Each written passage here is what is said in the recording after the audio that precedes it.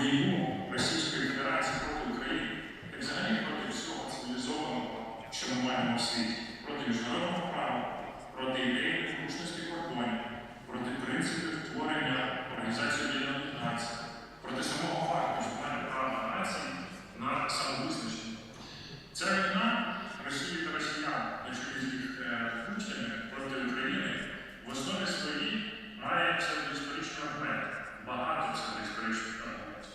Чого варті лише його стаття про історичну єдність росіян та українців від липня минулого року, чи його виступ 21 лютого 2022 року, фактично який став анонсом цієї війни. Це тексти, це виступи, сповнені інтерпретації та інсинуації на тему минулого.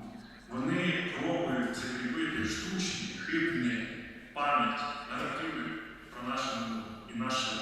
Я свідомо вживаю слово історія, бо ці путінські агітки, вони не мають ніякого відношення до науки, до історії як науки, яка базується на науковому методі. Тому тема, яку сьогодні обрали на конференції, прямо стосується причин цієї війни і протистояння тим тенденціям, які викрила ця війна. Що ж сталося?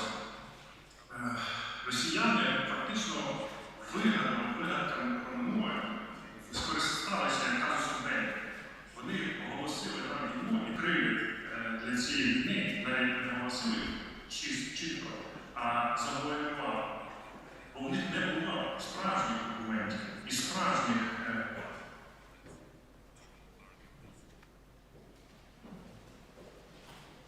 мужцем купити і закріпачити інший народ, їм не вистачило, бо вони боялися там брехуни на чолі з їх диктатами.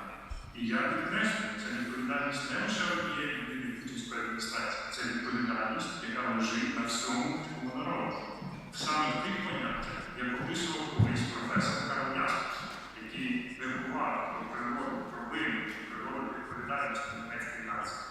Ті чи інші дні це поширено розподілення відповідальності, міру якої, що належить встановити і російському суспільству, і руському суспільству, і ті, хто чітко зайняв позицію проти війни, проти диктатури, це люди, які не несуть мінімальну відповідальність, а всі інші, хто відмовчався або прийняв активну участь, ще належить питання визнання цієї відповідальності.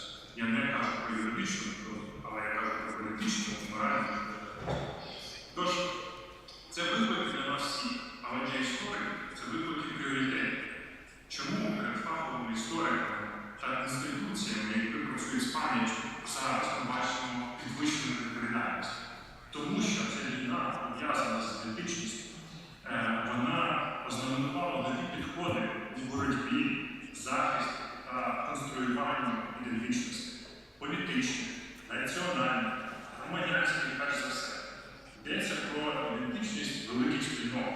І роль тут історії визначає. Адже якщо ми подивимося сам термін ідентичність, то це завжди дві речі.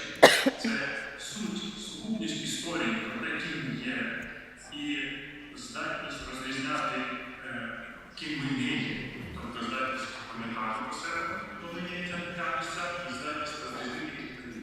Тут неможливо без наративу, в тому числі історичного.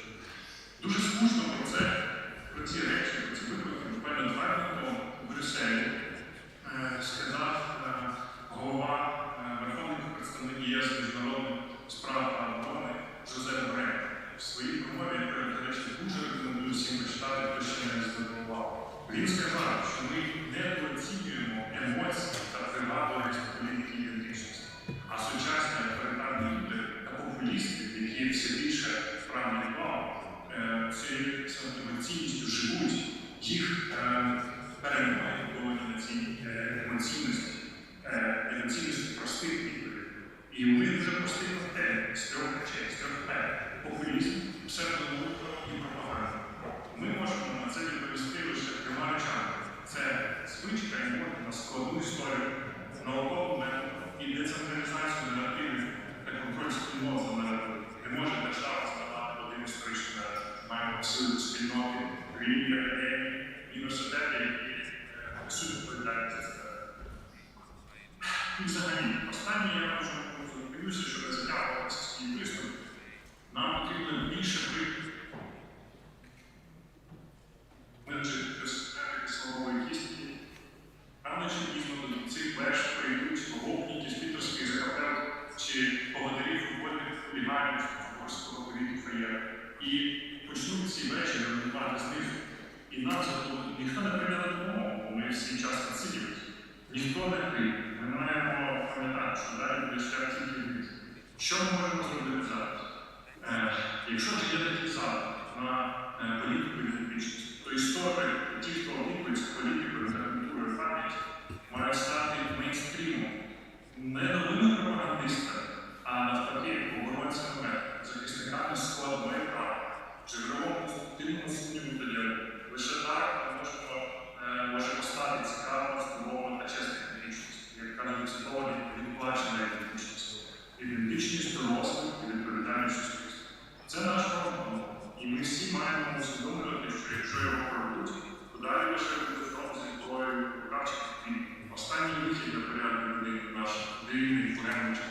Тому я дуже бажаю всім натхнення і творчого такого прориву, що вони дійшли до якогось народу, як початися цим новим викликам, щоб гідно протиставити популістам, побудувати здорову суспільську, здорову європейську спільноту, яка може дати і тільки Путін, але і маленьким Путінам, як президент, політика, в нашій країні теж і в європейських країнах, адже ми бачимо, що це популістична, пропагандистська, емоційна система простих відповідей, вона теж вводиться на зараз.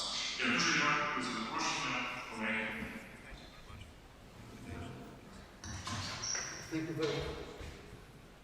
Thank you very much.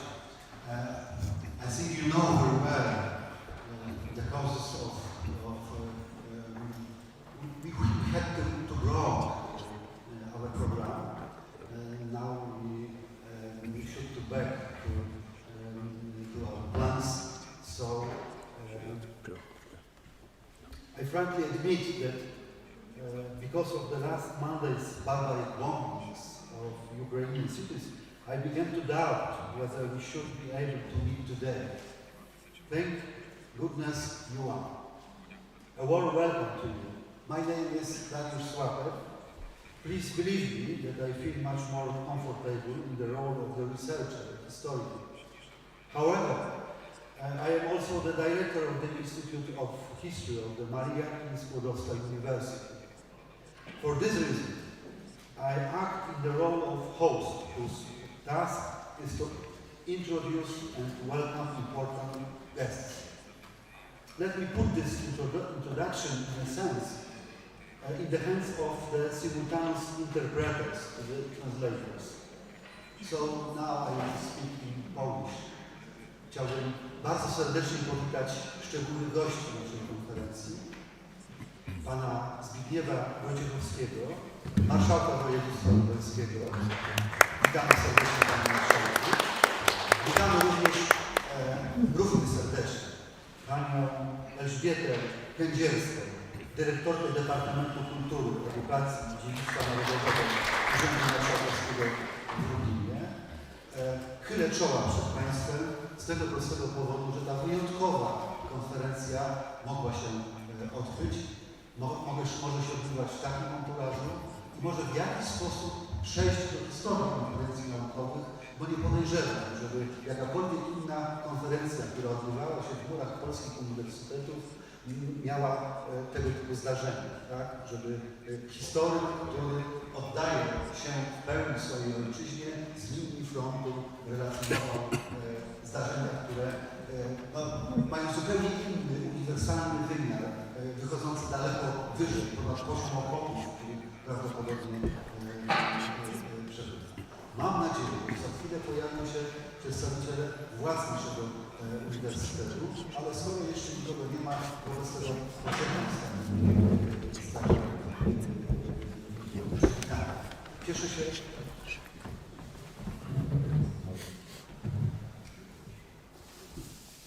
The second exceptional situation. Okay, the second exceptional situation is that now we are just got connected with Oleksandra Matwijczuk. And I guess everyone of us knows this name. She's a head of Centr Hromadzkich Swobod, the organization, the Ukrainian NGO, which received recently, the last week, the Nobel Prize. So Olga is with us. Oleksandra is with us. Sorry. Anton, again, thank you very much for joining us, for being with us. We are all very grateful to you and to the Ukrainian army, because you are not only defending Ukraine, you are defending Europe. And thank you for defending us, Anton.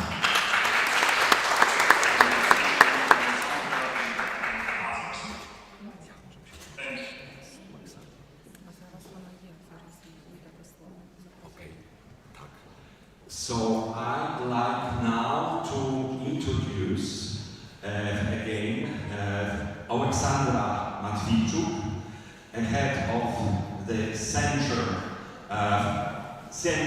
Hromadzkich Swobod, the organization, the Ukrainian NGO, which received the Nobel Prize last week. Oleksandra, we are very grateful to you that you agreed, that you found a time to join us at the opening of our conference. So, the floor is yours. Доброго дня. Я дуже дякую за надане слово. Мене звати Олександра Матвійчук. Я правозахисниця, очолюю Центр громадянських свобод. Ми 8 років документуємо воєнні злочини. В війні ми розпочала Російська Федерація проти України. Записуємо історію людей у війні. І я точно знаю, що ця війна має різні виміри. І окрім військового має виміри цінності, в якому історія має величезне значення. Ми всі бачили, як ще до вторгнення Російська Федерація сфальшувала історію, інструменталізувала її для того, щоб виправдати російську агресію і мобілізувати російський народ. Це було дуже видно на способі і підході до висловлення жахів Другої світової війни, коли замість загальнолюдського ніколи знову Росія приготувала «можем повторити», що призвело до того, що російський народ прав цієї війни і нових територіальних замикань. Путін боїться не НАТО, Путін боїться ідеї свободи, і він точно знає, що той, хто не знає свою історію, той змушений її повторити. Саме тому я абсолютно не дивуюся, коли вчора в розмові з вчителями з однієї з шкіл окупованого Бердянська вони розказали мені, що перше, що зажадали російські військові, коли прийшли до їхньої школи, це щоб ці віддали їм усі підручники історії, за якими вони навчали українських дітей. Власне, процес руйнування української ідентичності, стирання української ідентичності на окупованих територіях починається саме таким чином. І я хотіла закінчити, що це не війна двох країн, Росії і України. Це війна двох систем – авторитаризму і демократії. Очевидно, якщо ми не зупинимо Путіна в Україні, він піде далі. Тому робота в усіх вимірах має особливе значення. І робота істориків у вимірі цінності надзвичайно важлива. Бо мова не лише про відновлення правдивих фактів і подій. Мова про пропонування способу осмислення цих фактів і подій, які зрештою, як ми бачимо, визначають як поведінку людей, так і поведінку держави. Дуже дякую за дане слово. Дуже дякую.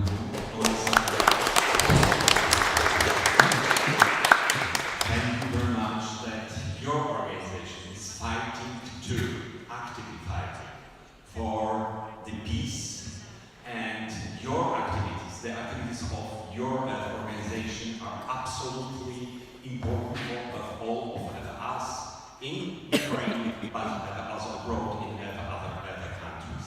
Alexandra, I can imagine that it wasn't easy for you to find this 5 minutes to join us today, because after receiving the Nobel Prize for Peace, your calendar must be full. So thank you again so much for being with us, for joining us.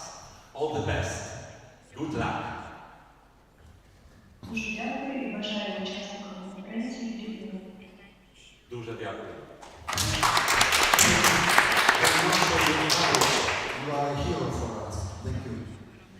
Szanowni Państwo, wracamy do zaplanowanych wystąpień. Bardzo dla nas ważnych, podkreślam raz jeszcze ogromną rolę Zarządu Województwa Lubelskiego, Pana Marszałka we wspomaganiu na każdej płaszczyźnie tejże konferencji. Panie Marszałku, uprzejmie proszę o zabranie głosu.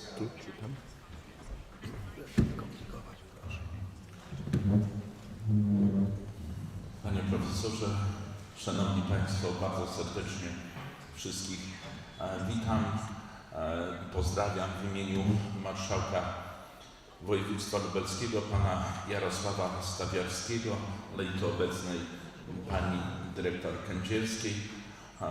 Osobiście jako pełnomocnik do spraw pomocy Ukrainy Województwa Lubelskiego także serdecznie Państwa pozdrawiam i dziękuję za zaproszenie na tą rzeczywiście niezwykłą konferencję. Ta konferencja, już tu Pan Profesor podkreślił, odbywa się oczywiście na Uniwersytecie Marii Curie-Skłodowskiej w Lublinie, ale odbywa się również na froncie.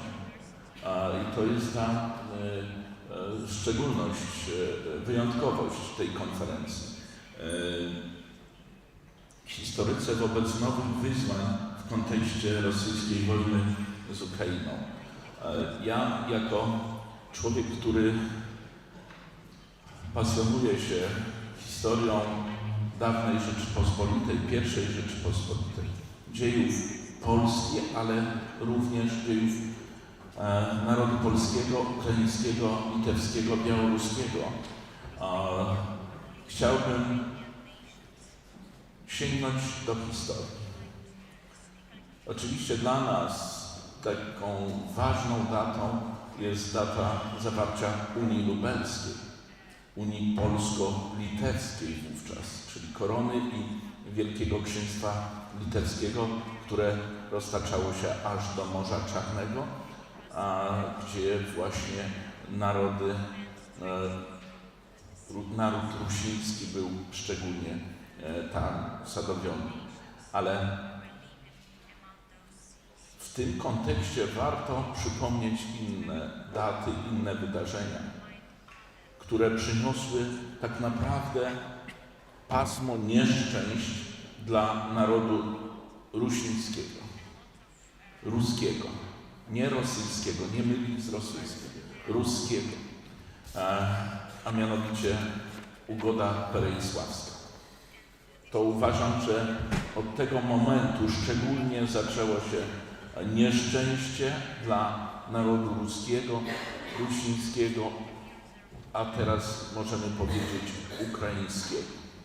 To wówczas część Kozakczyzny, hetmanat zawarł ugody i poddaństwo pod cara Aleksego I. Na to powołuje się bandyta, morderca Putin teraz.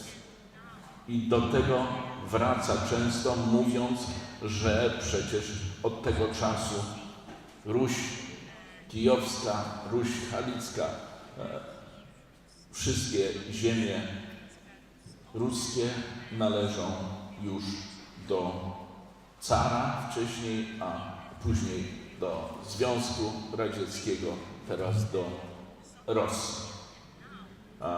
Nawet postawiony został pomnik, że na zawsze z Rosją na tą cześć.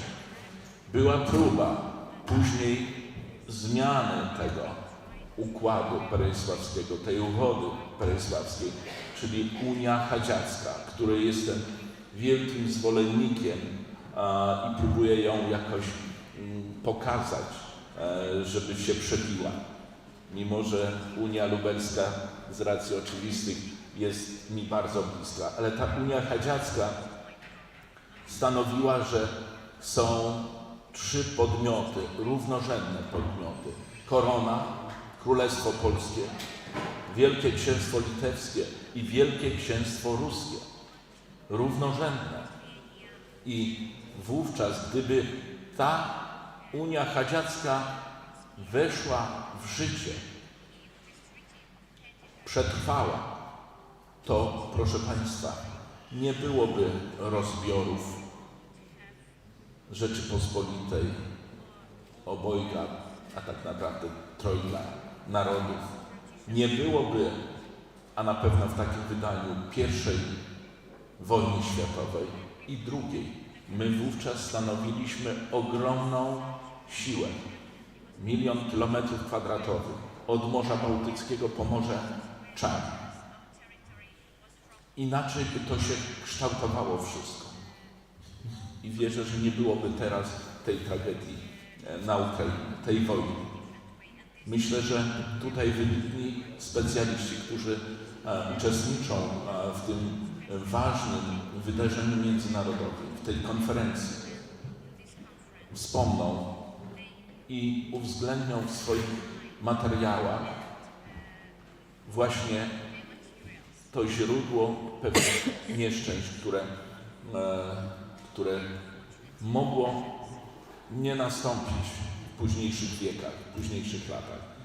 Ja chcę w imieniu marszałka Jarosława Stawiarskiego i całego zarządu bardzo podziękować panom organizatorom, profesorom, Wydziałowi Historii, ale Uniwersytetowi Marii Curie-Skłodowskiej, tak ważnemu uniwersytetowi na mapie Polski, ale również i Europy, że podjęliście się Państwo takiego wyzwania, ale dokumentowanie niemalże na żywo tego, co się dzieje, tego barbarzyństwa jest bardzo ważne dla potomnych, dla tego wszystkiego, żeby pokazywać te zbrodnie, które są dokonywane na oczach naszych.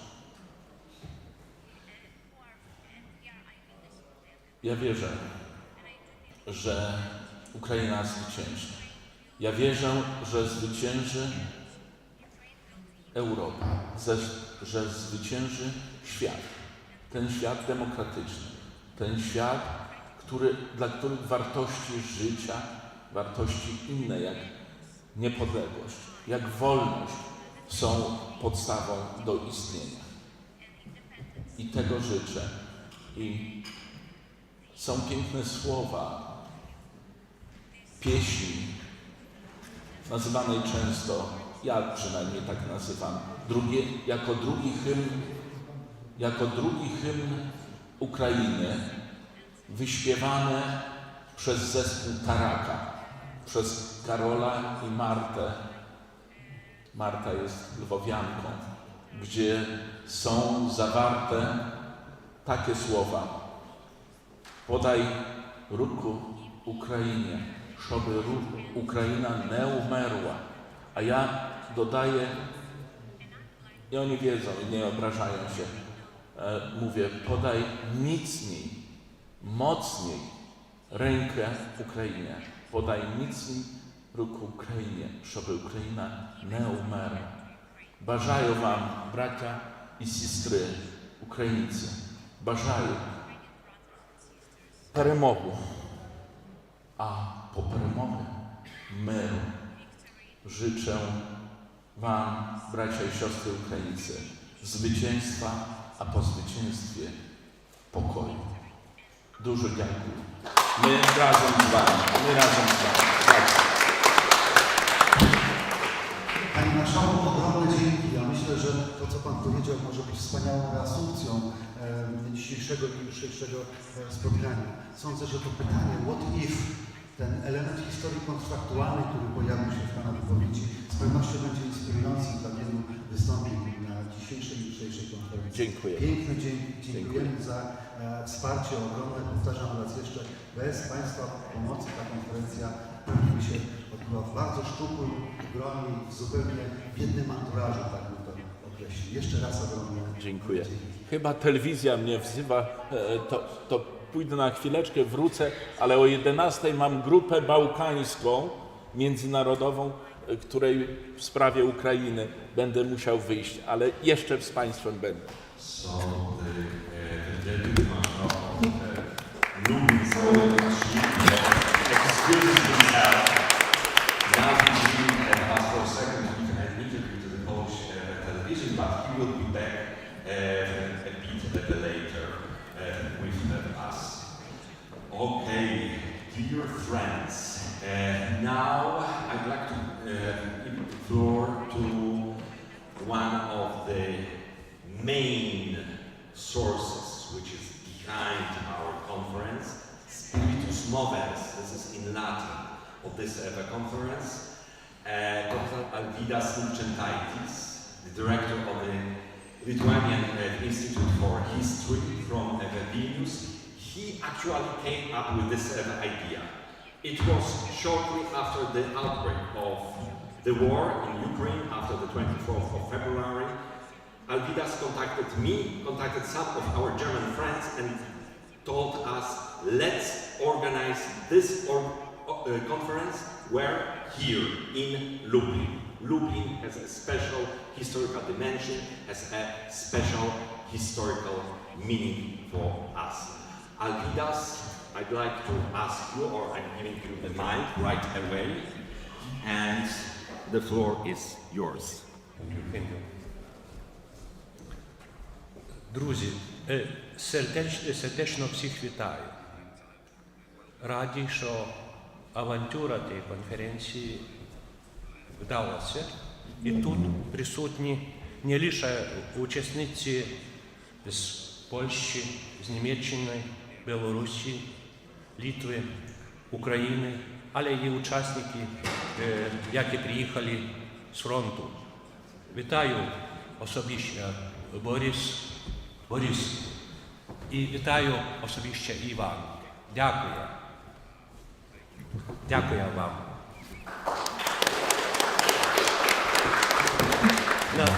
На початку конференції не прийнято дякувати, а я почну з подяки. Дякую господарям, які нас приймають в Історичному інституті Люблінського університету Марії Кюрі Складовській та особисто професорові Дар'юсу Слабкові і професорові Анна Жембінській-Вітек, Німецькому історичному інституту в Варшаві і його директорові Мілошу. Дякую, Мілошу. А особисто мережі такі пам'яті солідарності Центру історичних досліджень Польської академії наук в Берліні, а звичайно особисто Ігорю Конколевському. Дякую, Ігорю. Дякую Світлані Ляховець. Я її називаю по tej авантюрі Баба Яга, яка wszystko може зробити. Дякую. Дякую. І сподіваюся, що цей наш досвід нашої співпраці допоможе у наступному року зустрітися у Вільні в ширшому форматі. Але до цього нам потрібно гарно працювати ті дні. Дякую. Thank you very much, Alvydas, and we're working toward our meeting next year in Vilnius. Alvydas promised to organize a huge congress of Ukrainian and Belarus studies there in Vilnius, so we'll be waiting for your invitation. And now, dear friends, I'd like to give over to Professor Miłosz Rzezny, director of the German Historical Institute in Warsaw. Without his friendship, without his kindness, we would have much more problems organized today's conference. So, Milos, thank you very much for your support, and the floor is yours. Thank you very much. But there was a lot of greetings already, so let me make it short. My name is Milos Szczesnik. I'm from the German Historical Institute at Warsaw. It's one of 10 similar German institutes abroad, and I'm very glad that there is a large delegation of German Historical Institute here. Here among us, a delegation of colleagues and Ukrainian and Belarusian fellows. Our institute started a fellow program in March this year, and in April we established a branch called Research Perspective Ukraine directly in our institute in Warsaw. We have at the moment some 8 or even 9 colleagues, because we are participating also in another program jointly with the Instytutu Historii of the Polish Academy. I like to express to give my thanks to my colleagues, to Alvidas for giving the idea of the conference. You both, Alvidas and Igor, to large part of workload during the preparation of the organization of the conference, and of course many thanks for the hospitality to the Faculty of History of Lublin, Maria Curie-Skłodowska University. Many thanks, and yes, I'm looking forward to the discussions.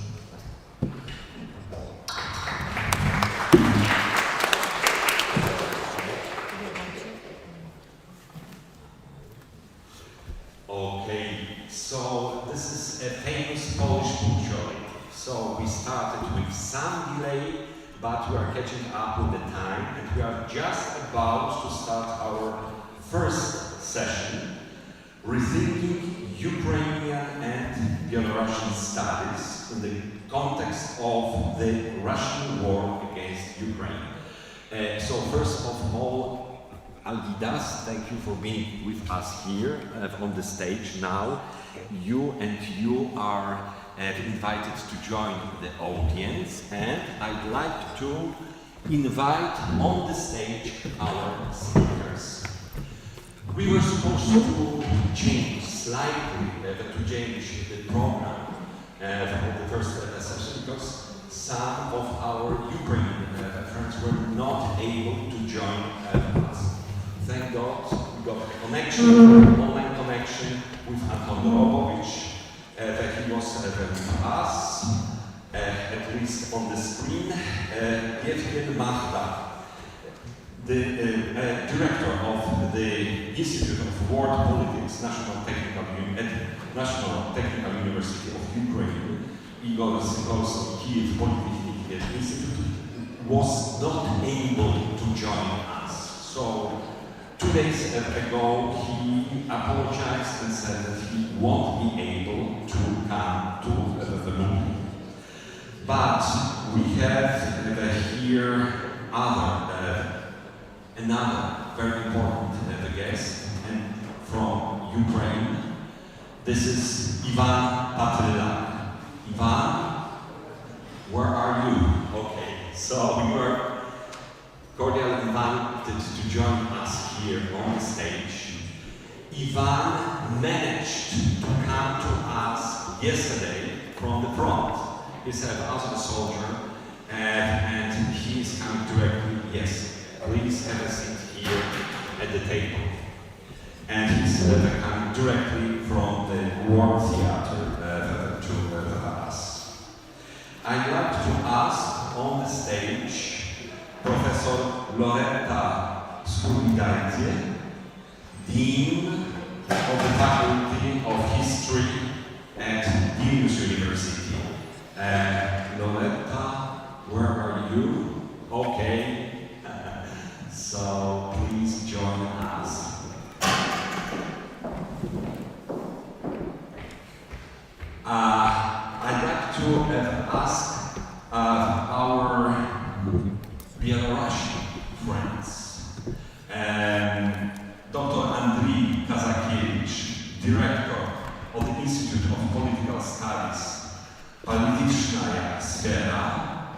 Andrzej, are you with us? Yes, I see under this just coming.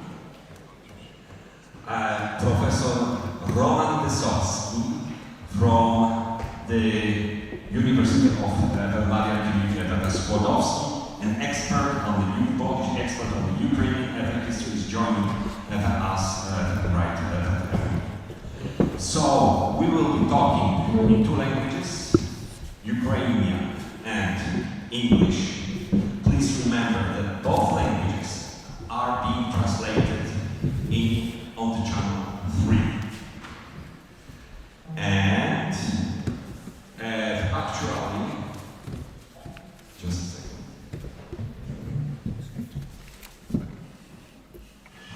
Jevgen Magda was not able to come to us physically, nonetheless he's now with us online and he's joining via Zoom our session. So, Professor Magda, we are greeting you. Dobrego dnia. And he will be actively participating in this session. The session was supposed to be chaired by Professor Martin Aus from Bonn, but unfortunately he got sick, he fell ill, he got corona and was not able to come to East. So that's why Professor Miloš Rzeznik is taking over the chair of the session. Miloš, the floor is yours.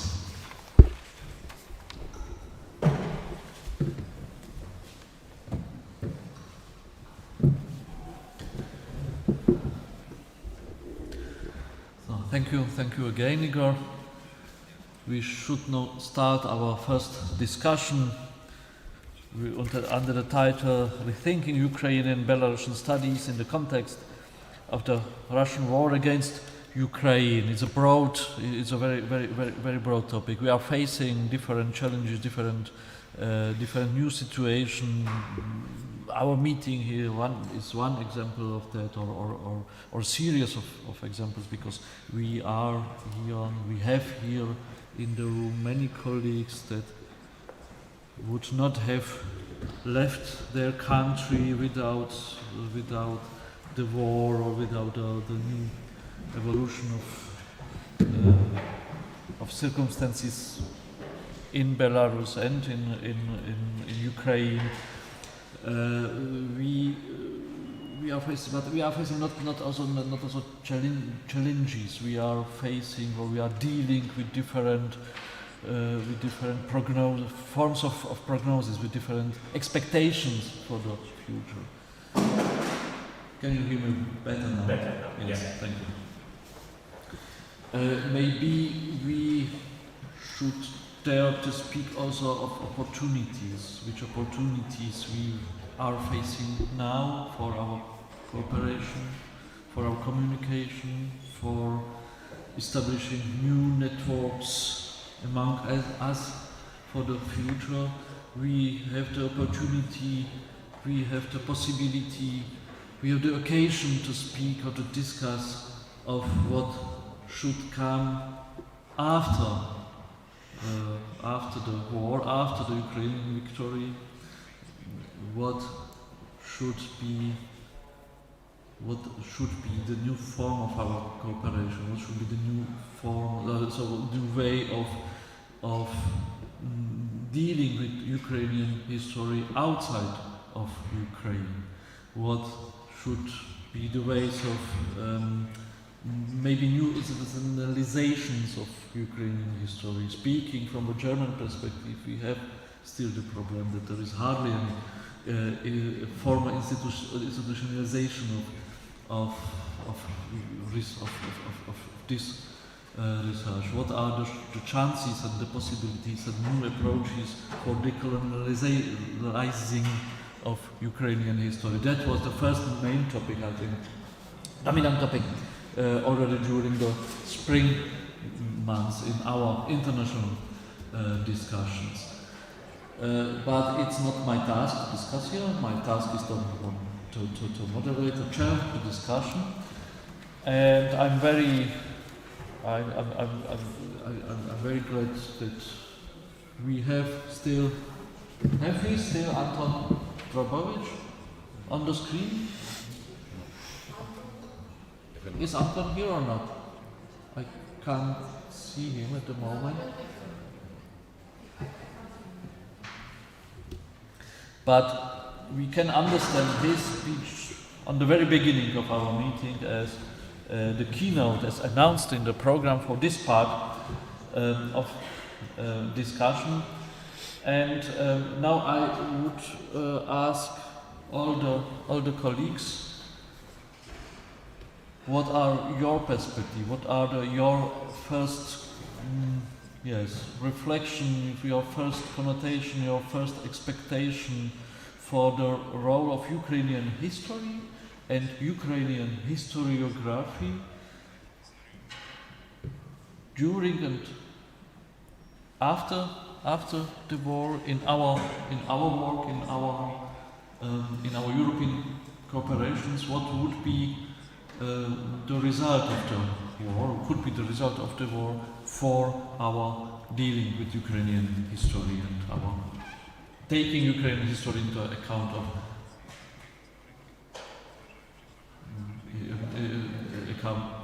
in historical research internationally. So, and we could start on my left with Loretta, please. As much loudly as possible because our online speakers are not able to hear. So should I speak here or should I speak to the mobile? Just need to try out. This is probably the best mic. So Okay.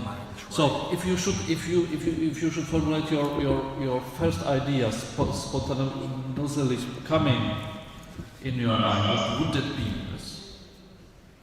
Okay. Dzień dobry. Can you hear me, dear colleagues? Yes. So first of all, I would like to thank you very much for the organizers, for Alvidas and for others who actually brought us together and gave us the chance to think about the very important matters.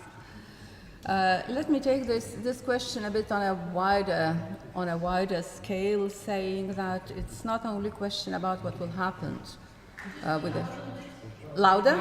Louder, yeah. Okay. If possible. Okay. I don't think that the mic is working because I'm speaking without the mic, and I believe that you can hear exactly the same. Let's try this one. Let's try out this one. Okay, and then I feel sorry for the problem. Yeah. Okay. Is it better now? Yes. Yes, I can see. I can hear myself. So I can say that considering the situation now and considering the situation after the victorious war, which I don't doubt, we should also see that the consequences and the general situation in the academia, as we see it as the research institutions and universities, is not changed much since. The main thing is that when we speak about the Ukrainian history and Belarusian history so far, it's the main topics which are taught, which are researched, are still concentrated in Ukraine and in Belarus. If we look closer to, for example, the different study programs which are offered on the European scale, starting from Berlin, London College, Warsaw, Helsinki, Vilnius, and other universities, what we found out that the history of Ukraine is mostly hidden under the East European studies, and actually the main balance is very heavily put on the Russian history. So that means that we are now in the situation when the European knowledge and understanding of Ukraine, of Belarus, actually is none. I have spoken to a lot of colleagues whom are working together in the study network, European Historian Study Network, and all of them are alarmingly aware that the students in Spain, in Italy, in any European countries actually has no idea what the history of Ukraine or the history of Belarus is. And the majority of them are mostly concentrated on the Russian history. So first of all, by speaking about what we have to do it now is to reconsider rebalancing the general pattern of the studies, whether Ukrainian and Belarusian history should be included as not as a single separate part, but as a main content for this region. Another thing which is also, I believe, is very important, that this war and all this historical situation proves once again that our common history, as the history of the Grand Duchy of Lithuania or the history of Polish-Lithuanian Commonwealth, is extremely important. But nevertheless, when we look at the way how this history is mostly researched and taught at the academia level, we can say, and I can speak from the point of view of Vilnius University, that the main optic is still calibrated towards Lithuania. So that means that despite of very nice words and despite of very, clear declarations about the common history and about the common heritage, we still, each of us tends to concentrate more and more on our national history. So therefore, I think that it's extremely important to find out the way how to make this integration in the studies and in the research not only visible but logical, and which will bring us to the situation when all parts of this common history is not only known by historians but also could be understood by the wider society. And as we see now in Ukraine, that the understanding and common belief in the society is a vital factor in fighting the aggression, not only in the war fields, but also in the propaganda sector. And another thing, when I think about who is responsible and who might take this obligation, of course I think first of all about the research institutions and about the universities. Because they are the main actors who are actually destined for teaching, understanding, interpreting, and preparing the society nowadays and the future society for the changes and for the critical thinking. So I believe that the content, the approach, and the main actors of this field should be taken together in order to bring Ukrainian, Belarusian, Polish, Lithuanian history in a way as it should be considered, and then the regional history as it is now faced by the East European studies could be changed. It's definitely not the task which can be fulfilled in a year. It's a long-term way. But let me, for the end, tell you a very short story about my experience in looking at the European history on different countries. In 2000 here, colleagues of mine from Spain, Italy, Czech Republic, Sweden, Ireland, Lithuania, and others were looking at the textbooks, history textbooks, and the secondary school. We chose the subject from each country which we decided that it might be worthwhile be presented in the national textbooks of other countries. For example, Italy took Garibaldi, Ireland took the Great Famine, Czech Republic took the events of the 1968. And sadly, we concluded that majority of these events are not neither mentioned nor presented in a more general context in the textbooks of other national histories. So actually, we have the situation when we don't know our history. So therefore, I'm thinking that this forum is really worthwhile, not speaking only about the research opportunities for nowadays historians, Ukrainian historians, which are vital, but also of thinking about how we see the future of Ukrainian, Belarusian history in the European context, because without that, all research and all studies will be just close to a very national and regional level, which actually poses a problem right now. Thank you.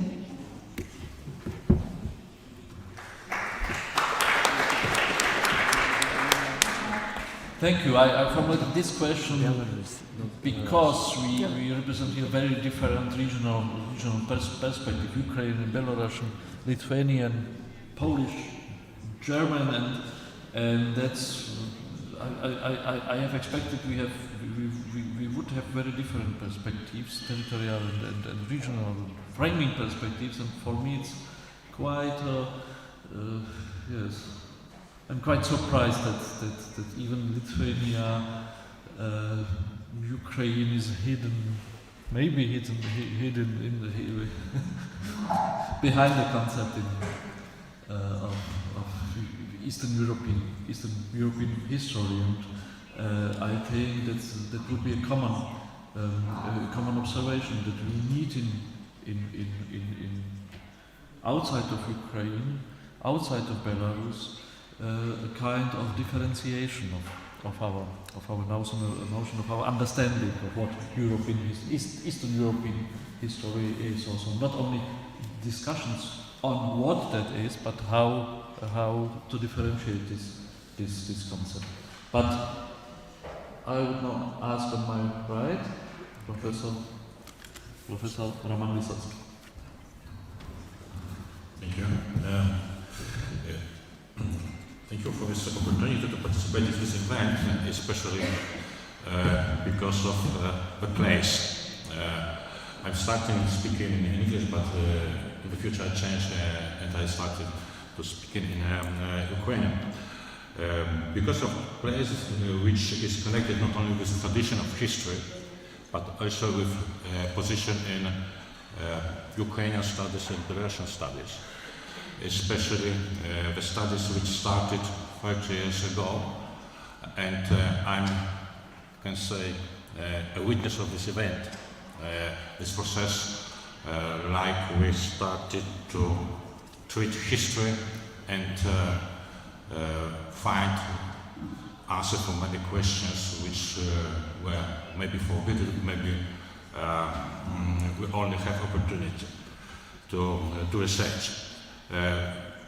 These events which we were witness 30 years ago showed us that there is no possibility to treat history with freedom, because it's impossible to find a good way for our job to show what is exactly the key problem in our job, our study. Дозвольте, що перейду на українську і дещо інакше буду пояснювати проблеми, які для мене асоціюються з питанням українських і білоруських студій. Тому що це дуже серйозна проблема, яка зараз з'явилася в іншому контексті з огляду на події, на війну. Але я як історик, який дивлюся на ці події з перспективи історика, мушу сказати, що ми як учасники і досліджені, і ті, які мають можливість дивитися на це, часом стаємо трошки жертвами того, що не детально вивчаємо ті всі думки, які з'явилися набагато раніше.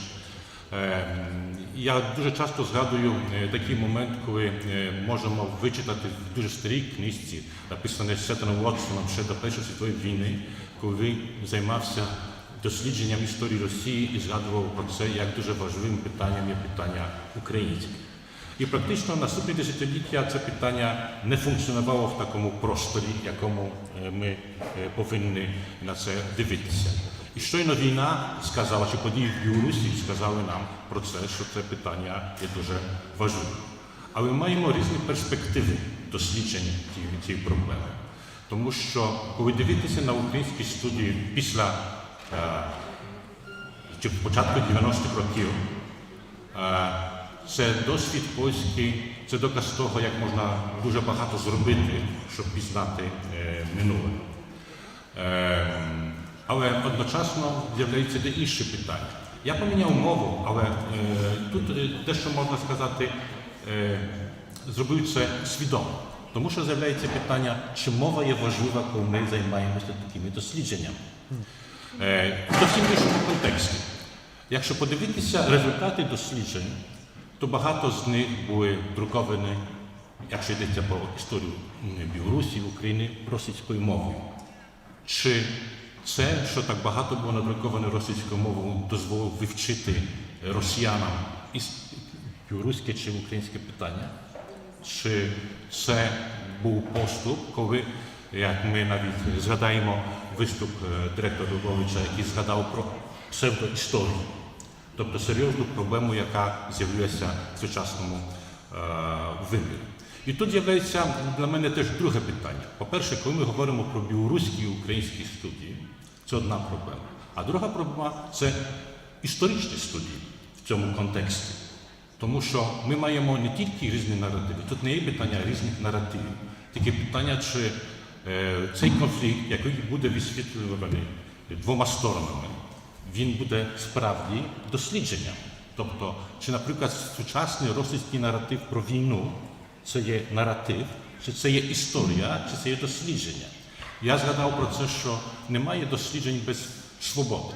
Немає науки без свободи. Можна бути математиком і займатися дослідженням в дуже суворих умовах. Але чи може робити це історик, якщо немає свободи досліджень? Ну, ми знаємо, що це не є так. Тобто будемо мати, мабуть, частину світу, де буде багато істориків, але не буде історичних досліджень. Тобто я б це казав, що це є доказ, або інакше, це є приклад Радянського Союзу, численних істориків, але питання модерної, сучасної історії, чи вона чи її вивчала. Тобто маємо різні перспективи. І перспективу західну, яка зацікавлення українськими і білоруськими студіями. З перспективи Польщі ті дослідження вони мінялися. Практично маємо зараз третє покоління, третю генерацію людей, які почали вивчати це питання. Від тих перших, які починали, які показали теж своєрідну проблему. Отже, ті білоруські і українські дослідження, вони були започатковані не істориками на добру справу, а мовознавцями, істориками літератури. В нашому контексті вони зародилися як інша перспектива. Наприклад, якщо дивитися в контексті університетів, це з'явилося як щось, що є наслідком іншого погляду на русицистику, вивчання російської мови. І тепер дивитися на це, що українська і білоруська, це не є частина цього самого простору. Хоча, з другого боку, можна сказати, далі на це частина так і буде дивитися. А тут маємо зовсім новий контекст війни. Для історика це дуже серйозна проблема, тому що історик не займається майбутнім, він займається минулим, може дивитися на сучасне, але може мати свій досвід, і це на цьому прикладі є дуже важливим такий досвід розуміння процесу. Коли ми дивимося сучасний переказ по телебаченні, аналізи, зустрічі з експертами, то ми побачимо, що там є дуже мало істориків, які беруть участь в цьому дискусії. Часом можемо мати до діла з продавцями повітря, як це Біляєв називав в міжвоєнному періоді, тих, які продають деяку інформацію. Натомість йдеться нам про відповідь на суттєві питання. Організатори цієї конференції, мабуть, не знали, коли вони починали це організувати, в яких умовах ми її будемо проводити. Тому чи вже буде після війни, чи далі буде війна, тому що вони це починали робити весною. Ми далі маємо війну, і кожен тиждень міняє нашу перспективу, як дивитися на студії. Щоб дивитися на українські і білоруські студії, можна подивитися з трьох поглядів, сучасних, якщо навіть говоримо про ті аспекти, які нас заторкають. По-перше, це можливість проведення досліджень, тобто всі наукові установи, які функціонують. Це величезний виклик, тому що багато осіб після 2020 року в Білорусі чи зараз в Україні після тих подій з лютого не є спроможні їх проводити на своїй території. Але через те, що вони мають можливість проводити їх зовсім інше, теж маємо іншу проблему, тому що наш розвиток буде пов'язаний безпосередньо з тим, що кількість нас, які буде займатися тим питанням, буде більше. Чи гурт наш став більшим через те, що ми тільки переїхали. Це є серйозна проблема, але дуже добре, що взагалі є можливість проводити такі досліджень. Друге питання, що результати є помітні в академічних дослідженнях. Тобто, насправді, те, що маємо досі до діла з проблемою вивчення або передання знання студентам. І тут досвід Польщі є дуже позитивний, тому що якщо в 1991 році ще в університеті був виключно один університет, де навчали української мови, то зараз вона присутня майже у всіх університетах. Майже важко знайти серйозний університет, де немає дослідників, як ви вивчали українське або білоруське питання. Немає одної центральної установи, але багато інших центрів, які займаються. Це студія Східної Європи, чи як в Люблині, дуже важливий осередок Європи Східної, який дав дуже величезний поштовх в 90-х роках до тим, щоб займатися тим питанням. І третя проблема, щоб добре зрозуміти, як функціонує наука, це можливість публікації. Друкувати це все, чим ми займаємося. Одним дуже добрим прикладом є часописи. Як міняються часописи протягом 30 років останніх, де можна надрукувати щось, що торкається українського питання. Я поставлю таке запитання.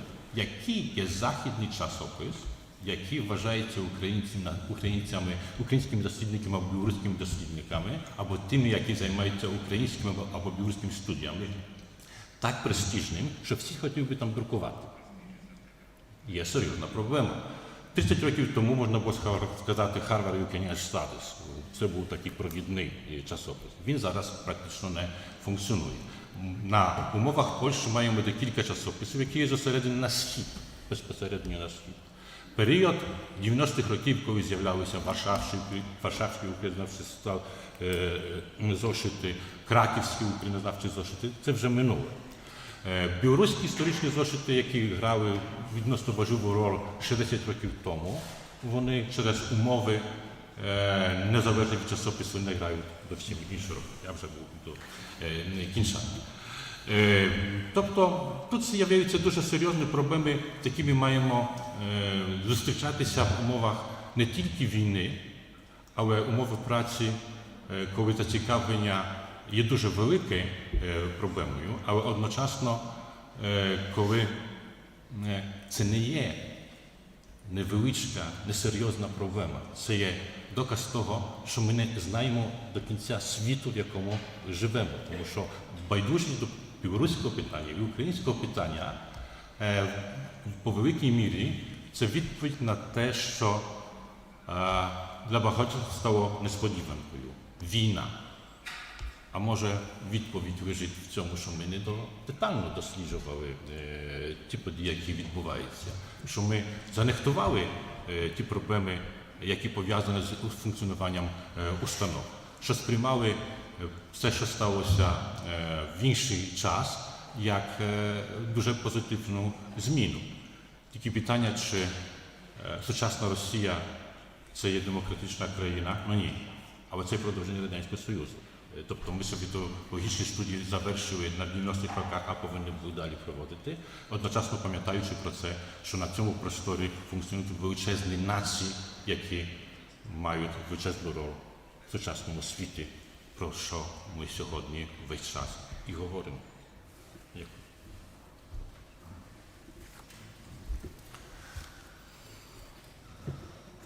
Thank you very much. I observed a tendency since at least March of Ukraine becoming an international academic language. It's a very interesting phenomenon. But speaking on you have spoken on freedom of research and also on practical possibilities of research, of doing research, or publications, and of course there are, for freedom of research, there are not only political or ideological limitations, there are also real practical limitations concerning sources and resources and finances for the possibilities of travel and doing research in archives. And Ukraine after the war will be a country where a lot of money will be invested in rebuilding all the destroyed cities, infrastructure, to supporting people and families in Jordan and families that had lost members in the war or supporting injured soldiers and so on and so on. So probably, maybe I'm wrong, but probably Ukrainian state will not have too much money to be invested in historical or other research. What then are the possibilities? What should be done? What are the challenges for the situation? How can we deal with the situation that is to be expected? Ivan, what do you think? Excuse me for changing a little bit the topic.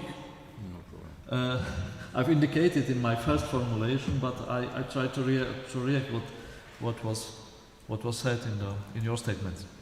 Дякую. У мене тепер є свій мікрофон окремий. Шановні колеги, насамперед дозвольте подякувати організаторам нашої конференції, нашого зібрання за таку колосальну нагоду відвідати Польщу, відвідати Люблін і промовляти до аудиторії в одному з найкращих університетів. По-друге, хотів би подякувати, скористатись нагодою, подякувати польському народові, польській державі, литовському народові, литовській державі, німецькому народові, німецькій державі, всім вільним народам і всім демократичним державам, які підтримують Україну в цій екзистенційній боротьбі, в цій насправді небаченій за масштабами за останні 80 років війни в Європі. Повірте мені, ми відчуваємо цю підтримку постійно, і ми свідомі того, що без цієї підтримки ми би не могли бути настільки ефективними і спроможними в протистоянні зі справді гігантською і справді неймовірно специфічною диктатурою, яка всіма силами і засобами намагається нас знищити. Дякую сердечно. Тепер щодо нашої теми дискусії. Мені пригадалося, що в передковідні часи, в часи перед пандемією, останній такий великий виїзд за кордон на декілька тижнів я мав до Словаччини, до Братиславського університету, де мене попросили прочитати серію лекцій з історії України. І деяким здивуванням для мене було, що вся ця лекційна серія мала відбуватися в рамках навчального процесу і в рамках діяльності кафедри русистики Братиславського університету. Фактично,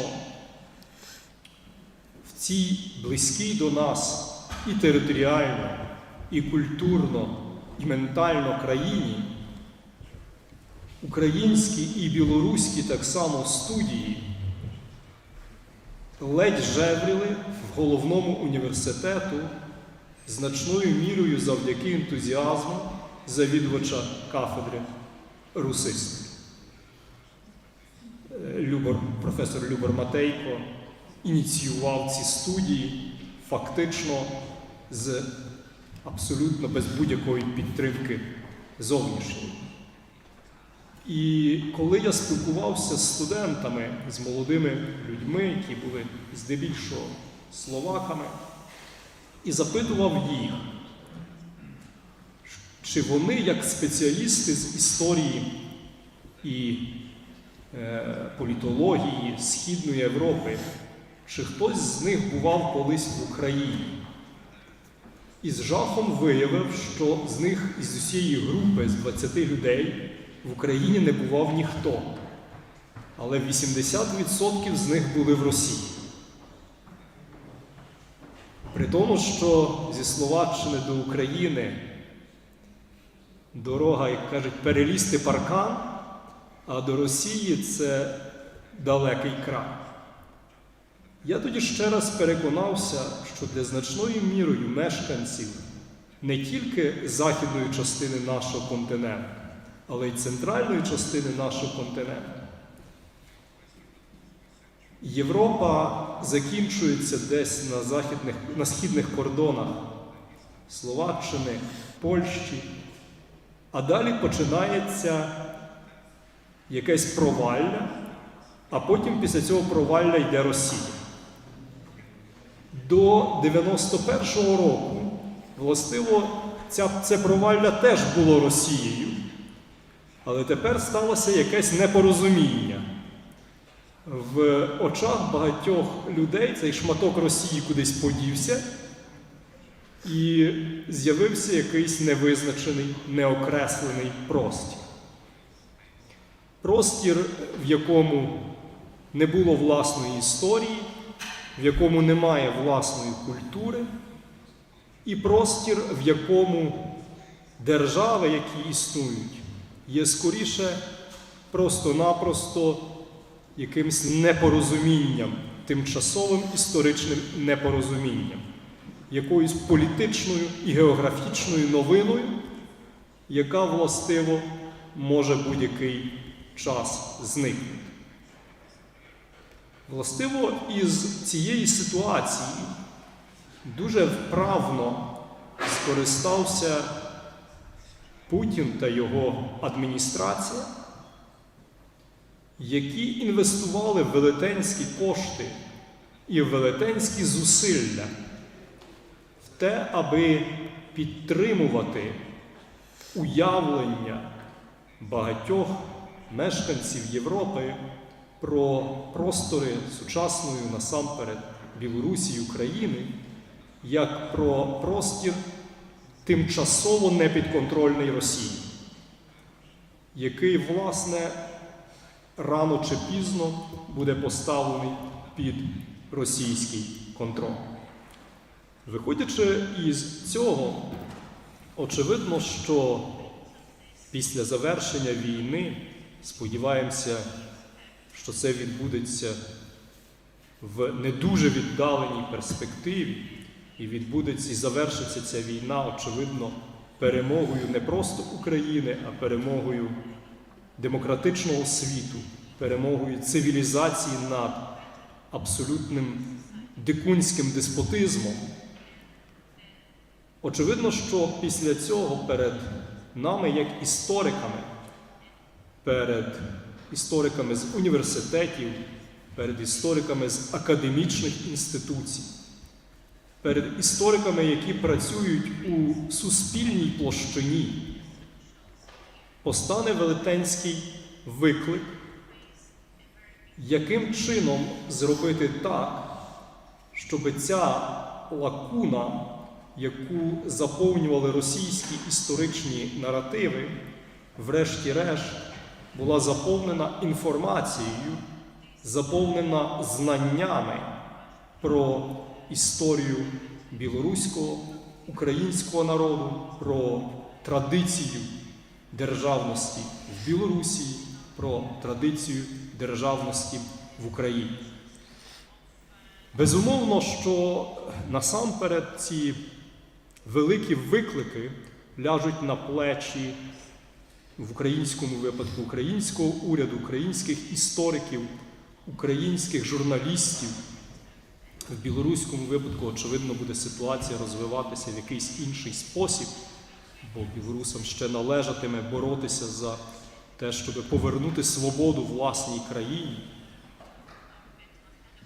Але в цей велетенський виклик ми, як українська держава і українські історики, зможемо подолати тільки з допомогою наших європейських, насамперед європейських, американських, азійських в багатьох країнах так само колег. Про що йдеться? Йдеться про дві речі, що потрібно спільними зусиллями переламати погляд на історію Східної Європи, який був сформульований в Російській імперії, потім в Совєтському Союзі і в сучасній Російській Федерації. Причому погляд на історію цієї частини континенту властиво як на історію Росії, яка тягнеться від києво-руських часів безперервно до путінських часів. Це перший великий виклик, коли ми маємо продемонструвати, що Росія, сучасна Росія, не мала більшого відношення чи великого відношення до спадку Київської держави, що сучасна Росія не була важливим гравцем в цій частині континенту в епоху існування Першої Речі Посполитої, що сучасна Росія значною мірою є узурпатором історичних прав інших народів цієї частини світу.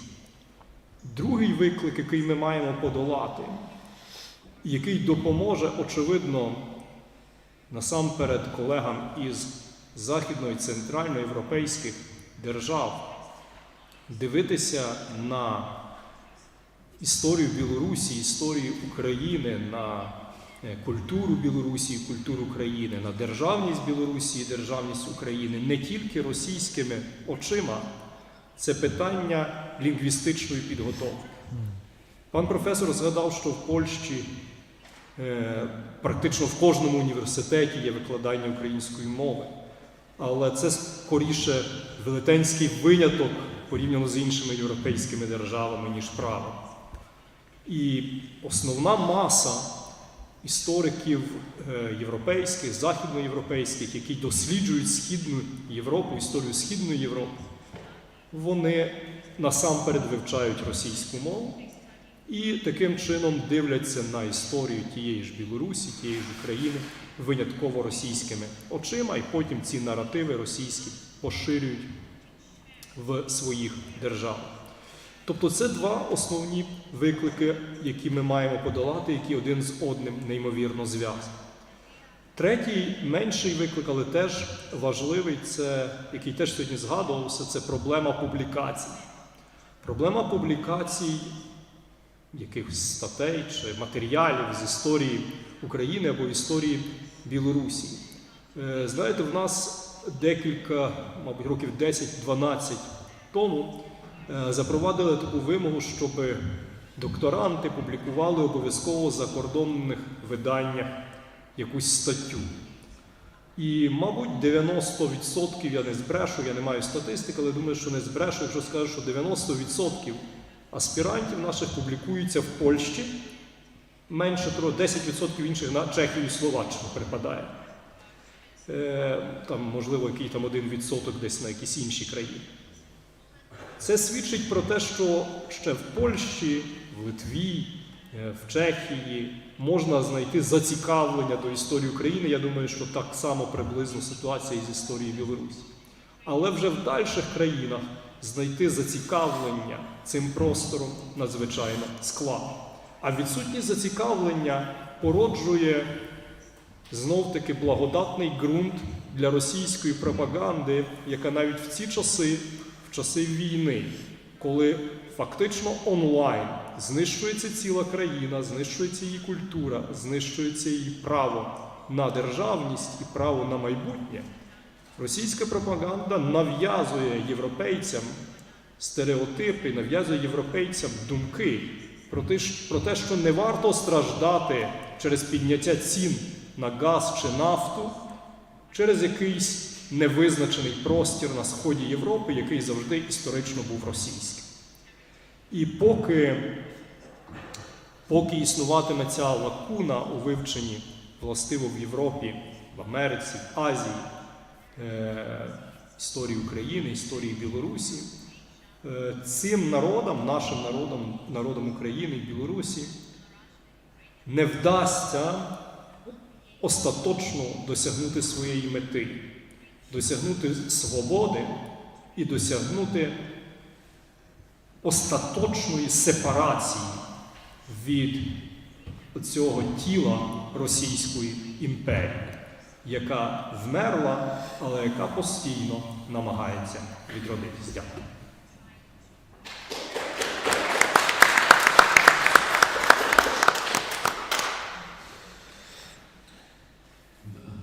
Thank you. The next speaker is Andrzej Kazakiewicz. I believe we did not mention that he was involved in the preparation and discussion during the preparation of the meeting. So, in a way, he's a co-host of our discussion. Andrzej, how would you react to what was said from a Belarusian perspective, because the Belarusian history is not such an object of Russian propaganda abroad, but there is still a lot of very similar stereotypes on Belarusian history, on subjectivity or doctrine of Belarusian history. What is Belarusian of history?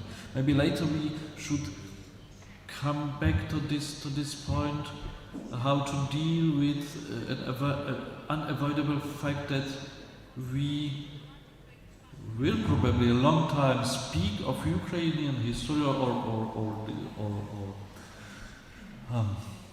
discussing concepts of Ukrainian history with the language or with the speech of emancipation, decolonialization, which is a kind of identity building, identity building way of considering a history. But I think it's unavoidable. The question is, how should historians take part in this? They have to, but how should that? What should be the role of historians in these discussions? But now the floor's yours. Thank you. There are a great number of challenges concerning Belarusian studies at the moment, and concerning Belarusian social and political science in general. It was since 10 years ago then I did research on Belarusian science, and especially on Belarusian social and political sciences. One of outcomes was that the number of historians, for instance, in Belarus was twice lower than in Lithuania. So the country was, if we speak about population, 3 times bigger, Belarus, than Lithuania, but the number of community of people who study history was twice lower. And at the moment, the situation is even worse than it was 10 years ago. So in general, the number of people who study Belarus and Belarusian history is not so big in comparison with Ukraine and probably absolute majority of other European countries. And this is the great problem. But now, at this moment, this historic moment, we have an additional challenges. First of all, it's political crisis that began to 2020. and a wave of repressions on Belarusian science and especially on Belarusian historians, as a great number of them, dozens or probably hundreds, were fired, were deprived their possibility to be engaged in academic research. Of course, some of them were able and are able to get some support from abroad, from mainly European institutions and some national governments like Poland, Lithuania, Czech Republic, and so on. But of course, these support is not enough to overcome the deep inner crisis which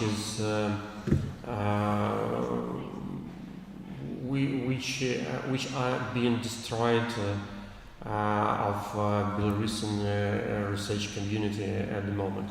It's difficult to predict how these crises will be overcome and what consequences these events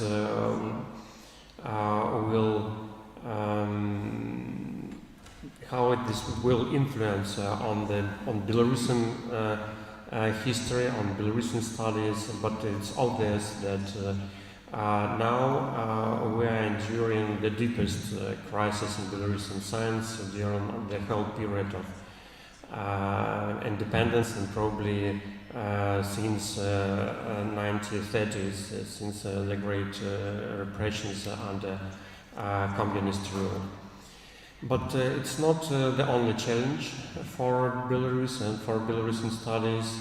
The second one is war of Russia against Ukraine. Of course, Belarus is not a battleground in military sense. There are no explosions, there are no military operations. But if we speak about information, if we speak about history, if we speak about public opinion, Belarus is obviously a battleground. For instance, if you look at different national polls, you can see in Poland and Lithuania that absolute majority of the population support Ukraine. If you look at the same polls in Russia, you will see that absolute majority support Russian government in this war. But if you look at Belarusian polls, you can see that the situation is different. A great number of people support Ukraine. It depends what kind of research we will take into consideration, but it's about 30 probably percent, sometimes higher, sometimes lower. But practically the same part, the same amount of population, 30–40% support Russia. So actually Belarus is a battleground between different narratives, between different understanding of what is going on in our region and what is going on in Ukraine. Of course, Belarus is not unique in this context because we know several other similar countries, for instance Armenia and Kazakhstan, but it seems Belarus is the only country with such a deep divide on this issue in our region, in Eastern Europe. And the same we can say about history. History as a popular history, history that translates from TV, medias, but also history as science, as historiography. Because during the last...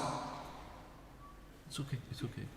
Excuse me, that was non-verbal communication. How many... No, please. It's good. We have some technical problems. Okay. Sorry for the interruption. I was giving a secret science. Okay. So during last 2 years, we see a new great wave of Russification in Belarusian public space, and especially in history. Probably not in historiography at the moment, but history as historic narratives, some celebrations, events, and so on. And Belarusian authorities try to impose a new understanding of Belarusian history, and especially after war, this trend is getting more and more visible. What does it mean? Before, for many decades, the core of Belarusian history for Belarusian authorities was Soviet history, Belarusian Soviet Socialist Republic, and some other narratives especially associated with the Second World War and post-war period. But now we see the trend to revise the history and the role of Russian Empire in Belarus and in Belarusian history. We see that the Russian-French War of 1812 now is a patriotic war from the point of view of Belarusian authorities. They try to celebrate these events, they try to underline the influence or the role of Russian emperors in Belarusian history. They try to suppress memory about insurrections, two main insurrections, and the role of Polish-speaking community in the development of Belarusian national identity in 19th century. And we see this as an obvious trend as a part of this new struggle for Belarusian history. We have many historians and public intellectuals who are trying to resist to such a wave of Russification, but the state, the authorities, it seems decided to integrate these Russian Empire narratives into their official narratives of state ideology, and they are ready to impose this new understanding of history on Belarusian society. And of course, we have some additional very strange and obviously negative trends. For instance, attempts to create negative image or negative attitude to all neighboring nations except Russians. I mean, a great anti-Polish campaign in Belarusian media that we see now in Belarus, attempts to revise the history of Armia Krajova and other events that are associated with Poland in Belarusian history. Some attempts to create negative image of Lithuania and Lithuanians as nationalists and as some aggressive nation, and especially the attempts to create negative image of Ukrainians that are also very often reflected as a nation with some nationalistic attitudes and even neo-Nazi, neo-fascistic trends in contemporary politics. The situation is so. I'd like to make a short conclusion. If we speak about Belarusian history, the situation is not only the problem not only to show the true Belarusian history abroad, within historiographies of other countries. But at the moment we have a great number of problems within Belarusian historiography, within Belarusian community of historians. We actually see the struggle between Russification and attempts to resist to this Russification, and we can see a great divide within academic community on political issues, and a great wave of repression within academic community in Belarus at the moment. So we have a great number of problems. Thank you.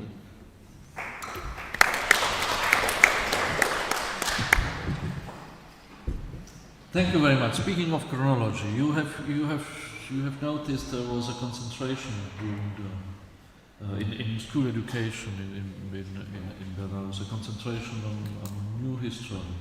A large part of Belarusian history in old times was the history of Soviet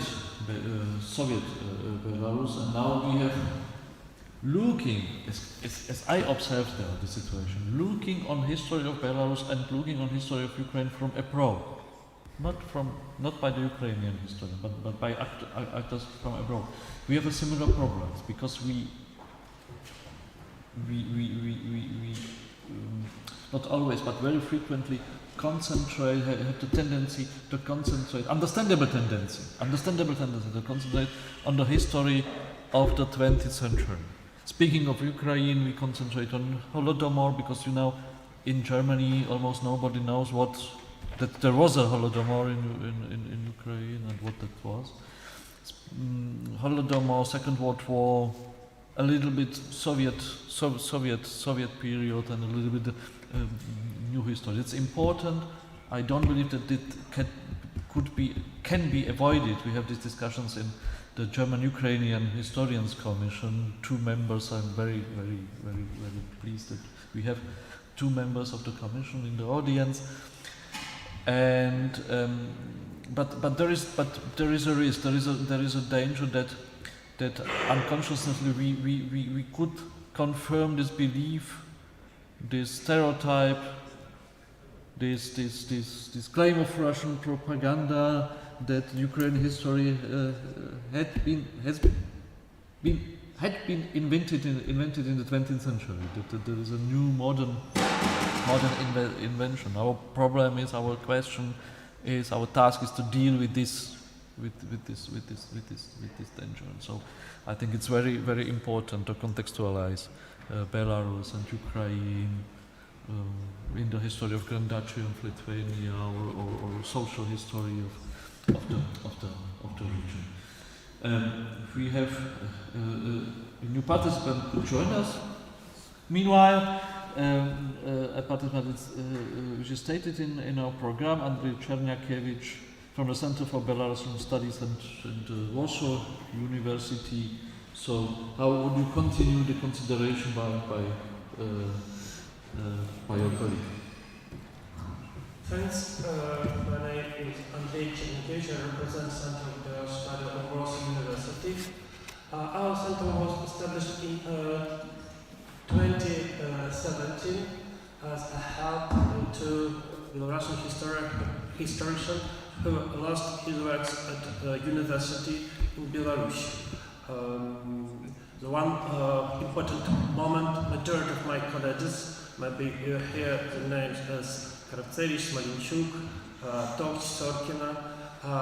We are still live in Belarus, Grodno, Minsk. We don't live in Belarus, but have opportunity to continue our professional works at the Warsaw University. If you please, I continue my reply in Belarusian. I am sure that majority of us understand this language. Коли дозволите, я протягну свой выступ по-белоруску. Это еще одна махчимость подкреслить, накольки наши народи, вони близькі. Упевнений, що більшість українських колег у мене зрозуміють і не треба буде перекладати. Я долго думал, с чего начать выступление. Для меня это вельми складанное решение приехать на эту встречу по ведомой причине. І хочу почати з такого, може, не зовсім чеканого накерунку, але він буде добрим протягом виступлення моєго колеги Андрея Казакевича. І ще зараз, сьогодні, так само у Любліні, у інших польських городах можна побачити на екранах фільм «Орлята, Гродно 39», «Орлята, Гродно 39». Не глядячи на назву этого фильма «Орлента», который на перший кидок вока нагадывает зовсім іншие події, Львовські Орлента, трагічні події українсько-польської війни, этот фильм оповідає о вересні 1939 года. Як самі назвали його режисер, перша спроба, перший фільм розповісти польській аудиторії про совєтську агресію. Перший за більше, ніж 80 років. Удумайтесь в этом. Для меня это в першую чергу вельми важная з'ява, тому що події, які там розповідаються, дотичні так само моего города, Гродно. Не ведаю, ці глядели, ці есть серед сьогоднішніх присутних тих, хто бачив цей фільм. Він оповідає про 2 дні героїчної оборони, в першу чергу польського громадства города від совєтської агресії. Фінал гэта 2 дзён усім вядомы. Рэжысёр зрабіў больш за тое. Ён не толькі узгадаў гэтую гісторыю, ён дадаў вельмі важкі момант.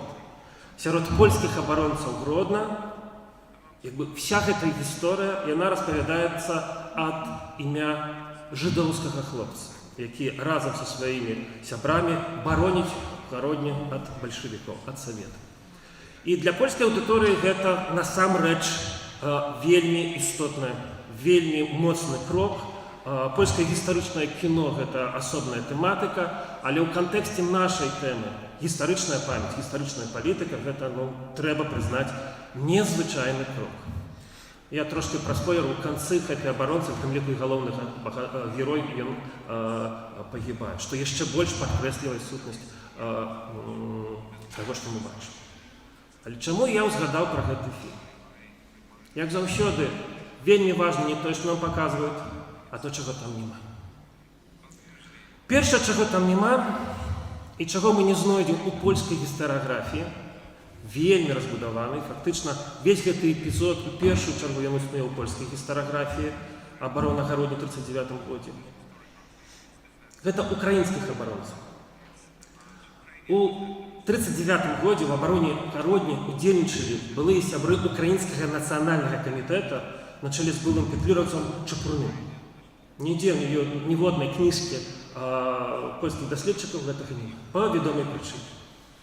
Зразумела, што гэтага няма і ў беларускіх, у іншых крыніцах, аб гэтым пішуць толькі савецкія прапагандысты ў 1939 годзе, што супраць нас ваявалі украінскія нацыяналісты петлюраўцы. Для іх гэта было відочна, для іх тады гэта былі ворагі. У гэтым няма нічога дзіўнага, таму што культура памяці – гэта вынік працы ў першую чаргу звычайных гісторыкаў, і менш за ўсё я магу камусьці закінуць, таму што гэта пэўны вынік апошніх гадоў. Але ёсць яшчэ адзін вялікі адсутнік. У гэтым фільме, які апавядае пра Гродно ў межах сённяшняй Беларусі, няма ніводнага беларуса. Там ёсць бальшавікі, там ёсць горшыя палякі, жыды, але няма беларусаў. І вось самае цікавае, калі я аб гэтым сказаў сваім калегам, у тым ліку па цэнтры, адказ быў вельмі невідавочным і адначасова вельмі зразумелым. Так можа і добра, што нас там няма. Можа і добра, што нас там не паказалі. І гэта не толькі таму, што у нас ёсць недавер да польскіх рэжысёраў, таму што роля беларусаў, тых гістарычных з 1939 года у гэтым кантэксце падаецца не вельмі аптымістычная. Вось менавіта гэта думка праследавала мяне, калі я ехаў на гэтую канферэнцыю. Яшчэ раз пераглядаючы тыя тэксты і назвы параграфаў, якія заявлены, я звярнуў увагу на адзін з іх.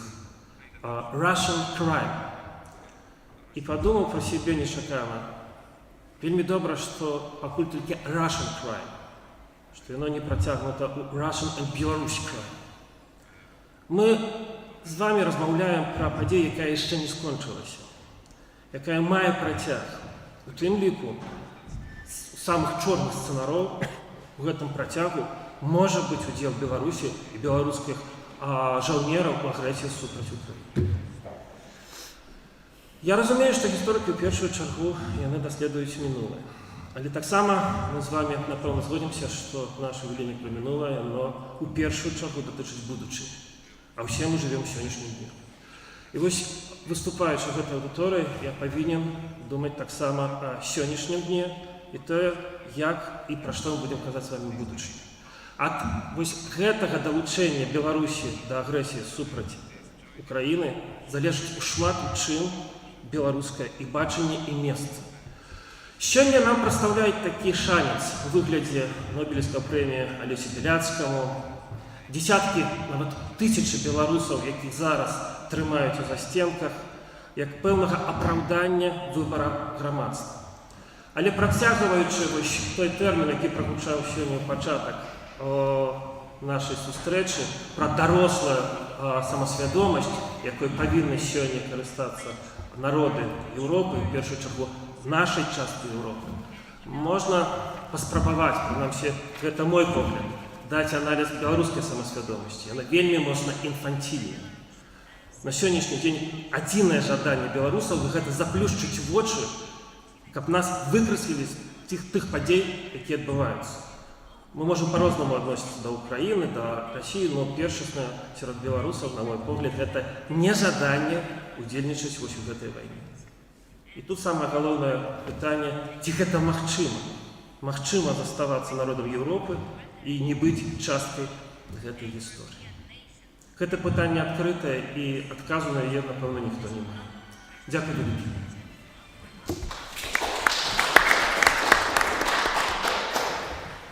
Thank you, and now we are again in connection with Yevgen Magda, and that's the opportunity to land at our starting point with the question, what is the first idea, spontaneously, without thinking too long. What is the first idea of historian should be done now and wherever we are? Дякую, добрий день. По-перше, дякую за можливість виступити у такому цікавому полі колеги. По-друге, вибачте, що не зміг прибути особисто, оскільки, на жаль, російські обстріли примусили залишитись з родиною в Києві. Зараз для родини це моя присутність важливіша, ніж участь безпосередньо в такій цікавій конференції. І знаєте, ця ситуація, вона тільки нагадала мені, думаю, всім, про те, що війна – це не лише бойові дії, які йдуть на безпосередньо, власне,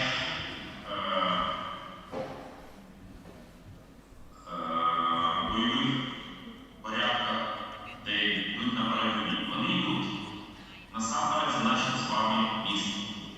І історична наука в даному випадку є надзвичайно важливою, і я до цього ще повернусь, торкнувшись питання, чому саме.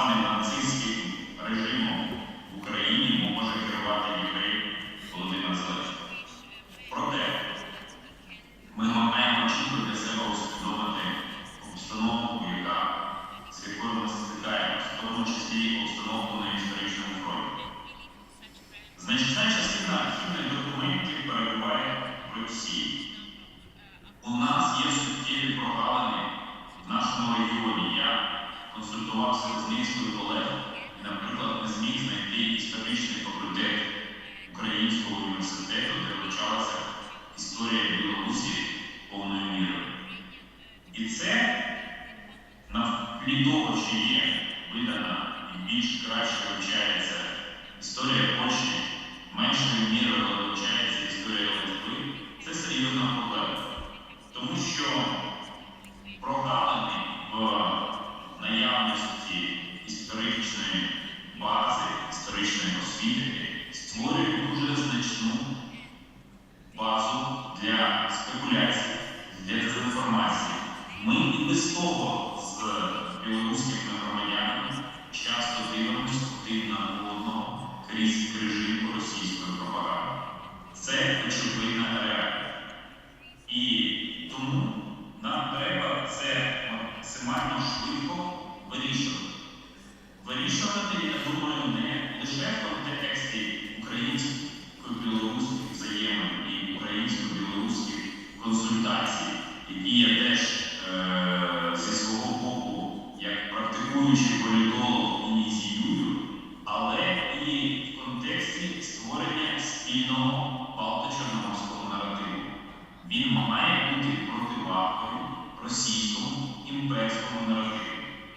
І, наприклад, раз переважна більшість архівних документів перебуває в Росії, ми маємо спільними зусиллями різних країн, які мали дотичність, часто не з власної волі, до російської історії, закривати ці прогалини, спільними зусиллями шукати різні можливості і створювати наратив, який буде нести один простий сигнал. Сигнал про те, що бути не імперією – це нормально. Жити в демократичній країні – це нормально. Боротися за власну ідентичність – це нормальний і природний процес. І ми маємо в цьому сенсі використовувати не лише суто академічні інструменти, бо ми живемо в час, коли книгова свідомість, коли сприйняття інформації в високому темпі безумовно впливає на кожного з нас. Тому це має бути і YouTube-канал, і TikTok-ки, і наявність спільного, наприклад, журналу історичного науково-популярного, який розповідає про проблеми нашого регіону.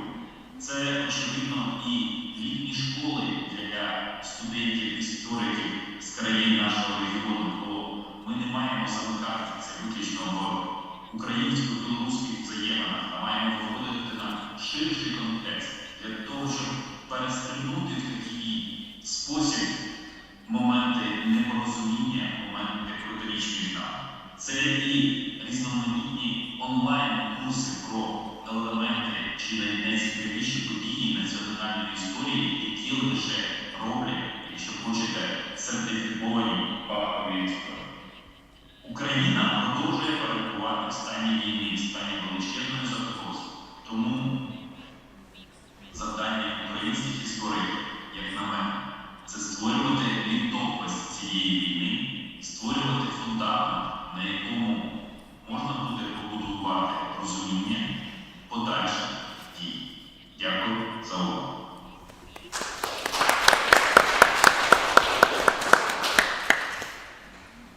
Vielen Dank. Many thanks. Excuse me.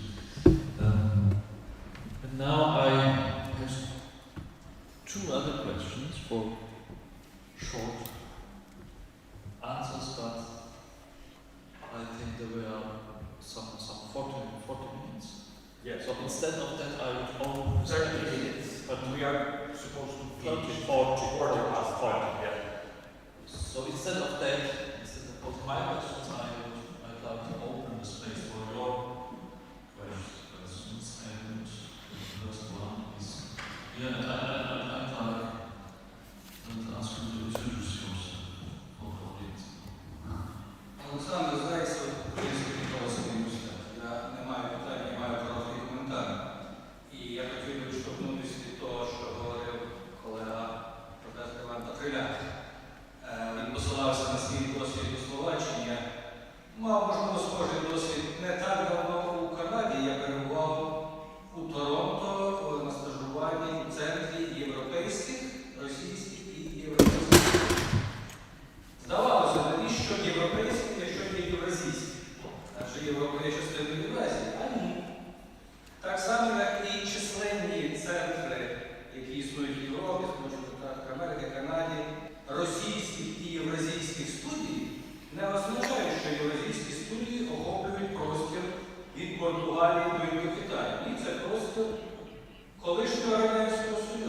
простору колишньої Російської імперії. І тут можна навіть вибачати вплив євразійства як однієї з версій російського імперського націоналізму. І власне в цьому просторі впливу сучасної Росії розглядається в тому числі історія України і Білорусі. І ось цього треба позбуватися. І це завдання для нас не тільки між собою, між істориками України, Литви, Білорусі, а наше завдання назовні показати, що це не так. Адже саме ось це розглядання історії Росії, України і Білорусі в контексті так званої Євразії і було підставою для Путіна і його пропагандистів, для їхніх історичних опусів, в яких ця територія, зокрема територія України, розглядалася як невід'ємна частина Росії. Це одне. Інший мій досвід, я пригадую з 2014 року, коли починалася ще тільки російсько-українська війна, я був у Вашингтоні. Ну і оскільки я в Вашингтоні виявився далекий єдиний український істориком, то мене тягали там на різні дискусії, зокрема в інституті Брукінс. І чим я був вражений, це позицію так званих реалістів у геополітиці, які виступали в такому сенсі, що от є великі держави, до них належить Росія, до них належать Сполучені Штати, і є між ними Україна, Білорусь, інші країни, інтересами яких можна і треба пожертвувати заради збереження миру, заради збереження балансу інтересів, це та сама теорія балансу інтересів, яка тягнеться ще з 19 століття. І це теж і це тягнеться до сьогоднішнього дня. Лише останнім часом ці так звані реалісти притихли в контексті сучасної російсько-української війни. І таким чином, якби мене спитали, що треба переосмислити, розглядаючи історію України і Білорусі, переосмислити треба три речі. По-перше, переосмислити історію України і Білорусі як самостійних об'єктів історії. Це для нас нормально, але це не є звичним і нормальним дуже часто на Заході. По-друге, розуміння того, що ці держави чи країни були частиною не тільки так званого євразійського простору, вони були частиною Центрально-Східної Європи. І більшу частину своєї історії вони більшою мірою були пов'язані з такими країнами, як Польща, Велике Князівство Литовське, Річ Посполита, ніж з Росією. Отже, і в цьому контексті треба розглядати.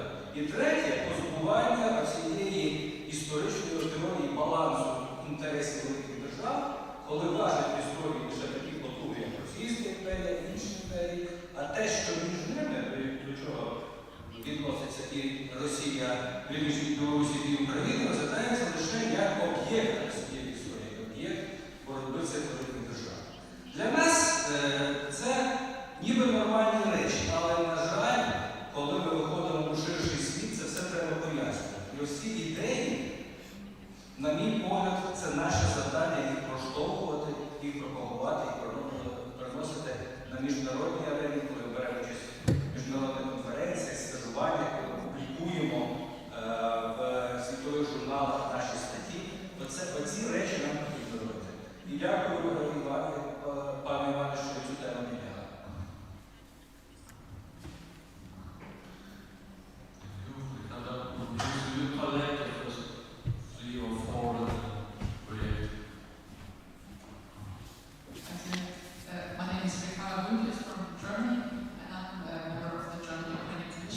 Thank you very much for your contributions.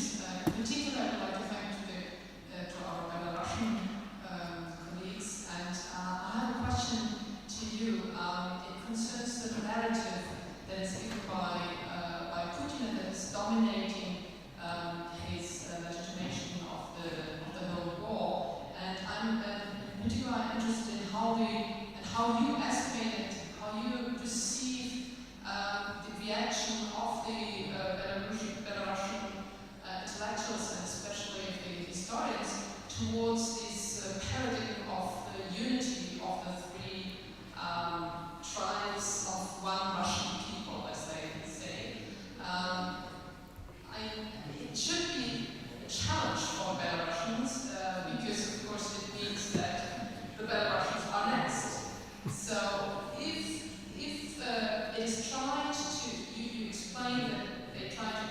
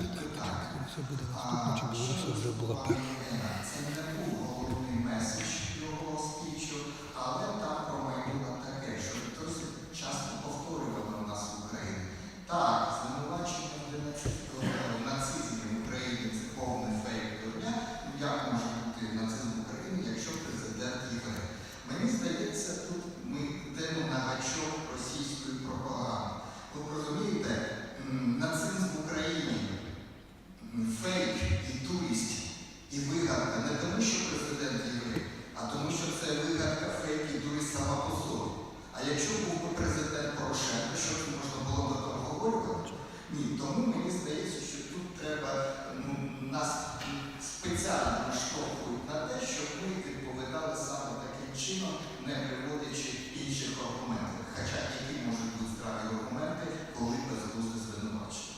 Але в мене така ремарка.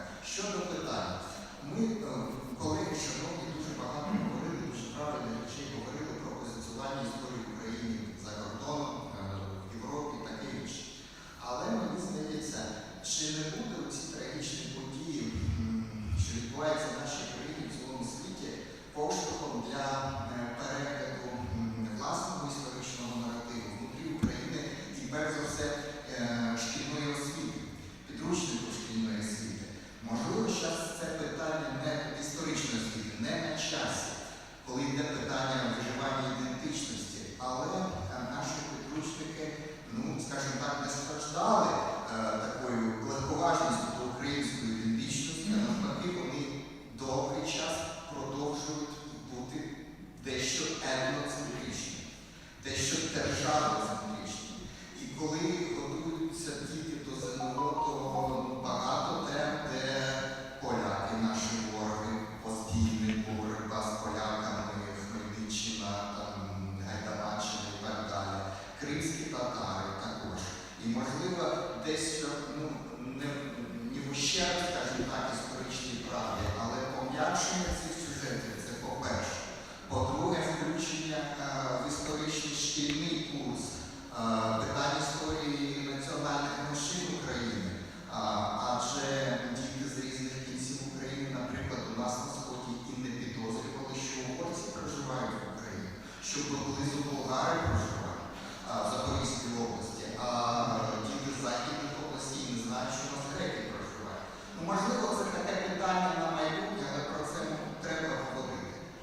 Далі, зробити більш таку, більш об'ємну історію України, подолати ці такі, ну, етноцентричний наратив. Це буде, ну, скажімо так, в інтересах всієї держави і політичної нації. І, по-друге, і третій момент, знову ж таки, з шкільних підручників. Звісно, тут говорилось, не тільки в школі, а в вузах теж випадає історія Білорусі повністю.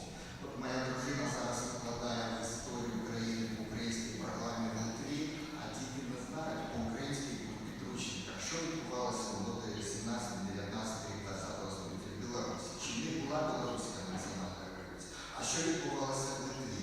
Тому що школьна, навіть всесвітня історія, вона включає розділ Центрально-Східна Європа, але не включає туди Білорусь і не включає туди країни Балтії. І є дуже великі лакуни у цьому у шкільній підготовці, такої загальної, яке не охоплює всю східну Європу. Отже, моє питання, чи на часі і які можуть бути шляхи, ну, скажімо так, зміни наративу шкільного історичної освіти? Дякую.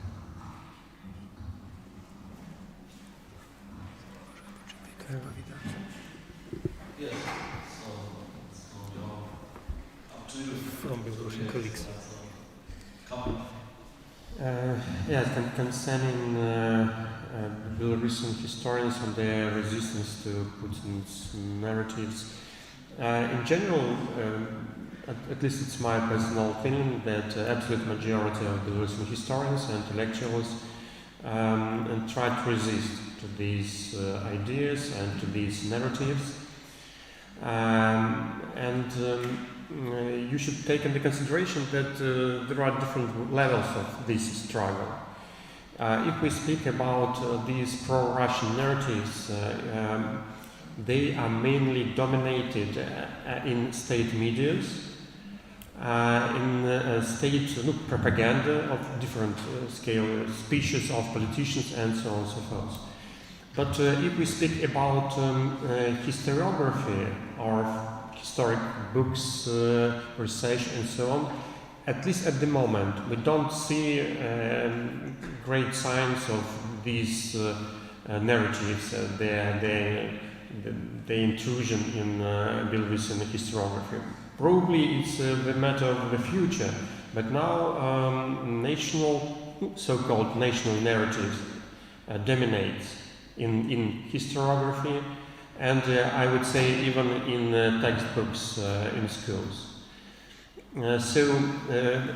Putin's narratives are political, so they are dominated in Belarusian political sphere, in state propaganda. But it's not so easy for them to penetrate in intellectual sphere, into historiography. Of course, we have probably a dozen of historians who support these narratives, but they are minority, at least at the moment. Andy?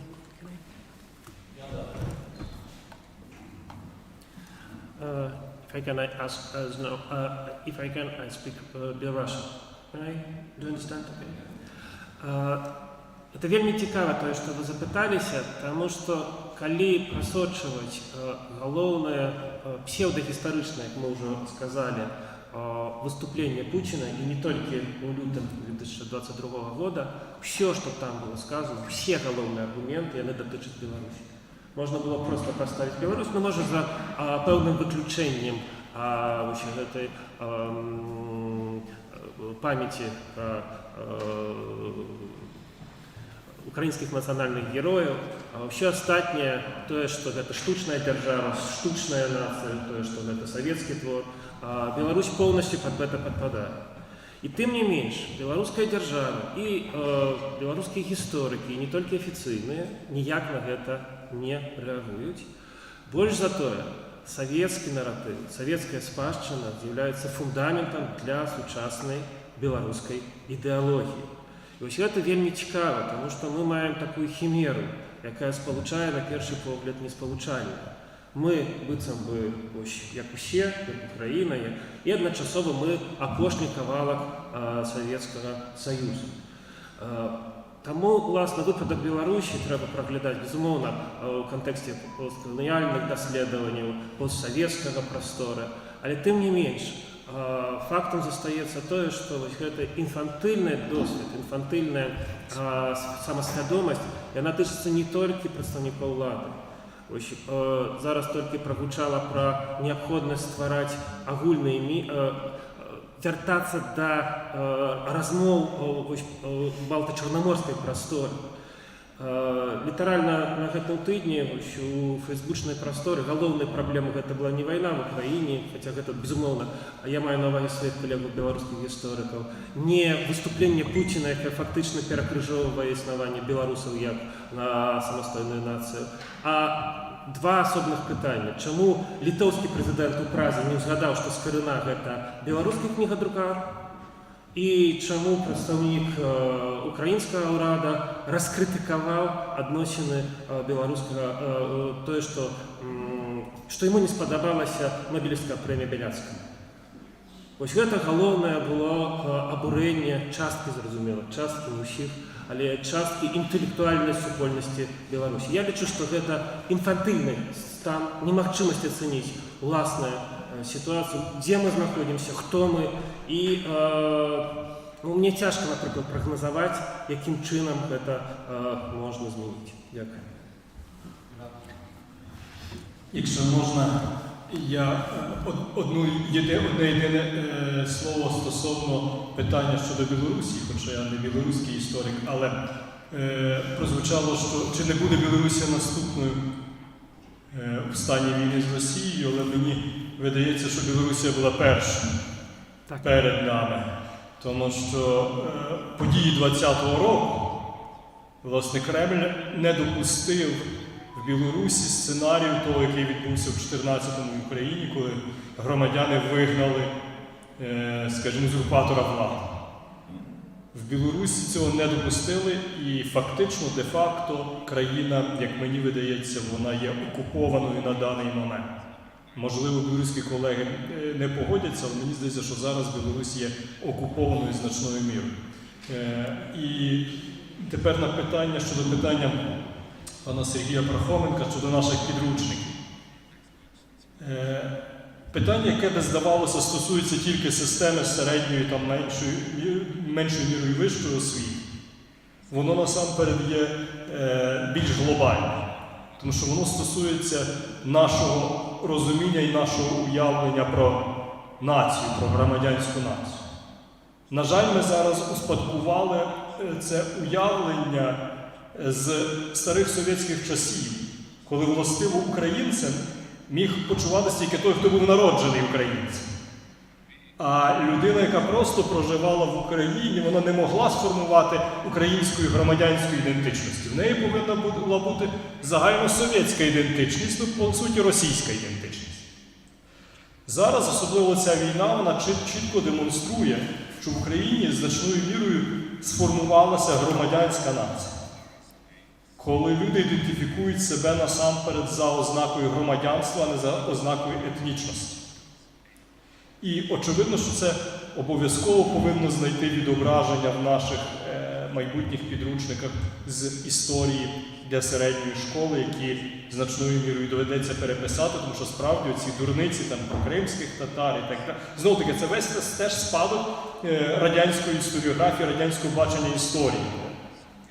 Боротьба за воз'єднання з російським народом, боротьба проти панської Польщі, так званої, боротьба із кримськими татарами, Османською імперією. Тобто ці всі речі, вони, це цей спадок, який треба буде, ще належить подолати. І ще одна проблема теж піднята нашими колегами про вивчення в університетах і так далі. У нас читається, наприклад, у нас на факультеті читається курс історії Білорусі для освітньої програми Центрально-Східноєвропейських студій. Ну, але це, грубо кажучи, невелика група, 15-20 студентів із слухає. Але проблема не тільки з Білорусі, так само проблема, допустимо, у нас в університеті, на історичному факультеті, це і з історії, скажімо, інших сусідів, Румунії, Словаччини, Угорщини, я вже не кажу про Грецію, чи Болгарію, чи Балтійські держави і так далі. Тобто ця проблема існує, і над нею теж потрібно багато буде працювати. Дякую.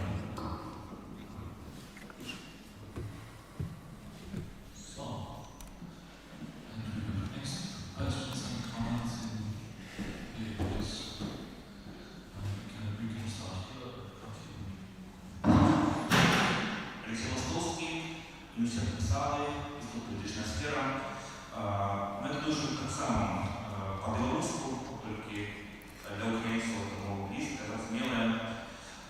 І я хотів все-таки реагувати на слова Андрія Шевкевича, тому що я з ним по таким випадкам складний ставлю диагнозом, який постоянно повторяюся про их активность.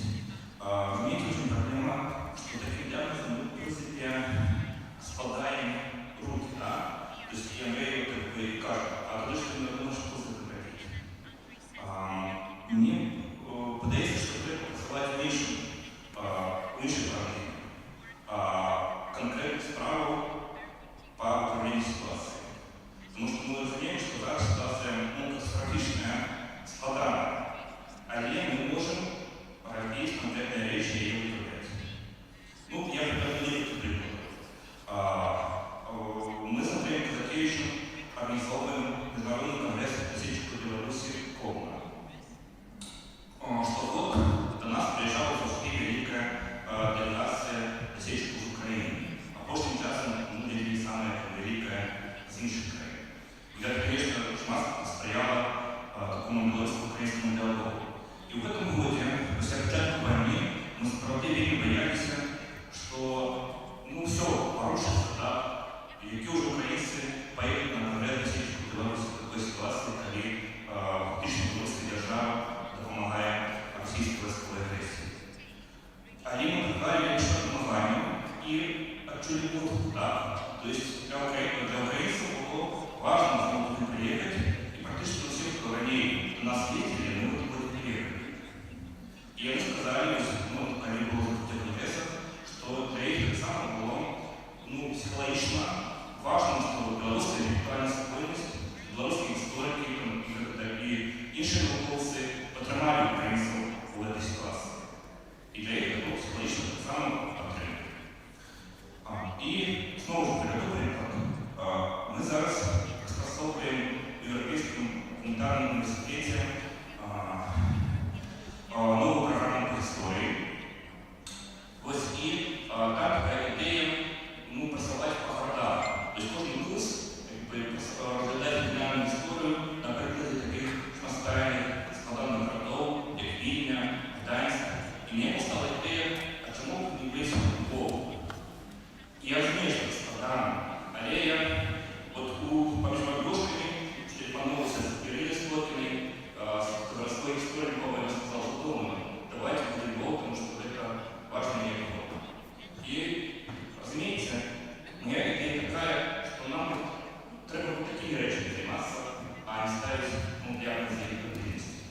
Можна я откажу одразу, коли дозволите?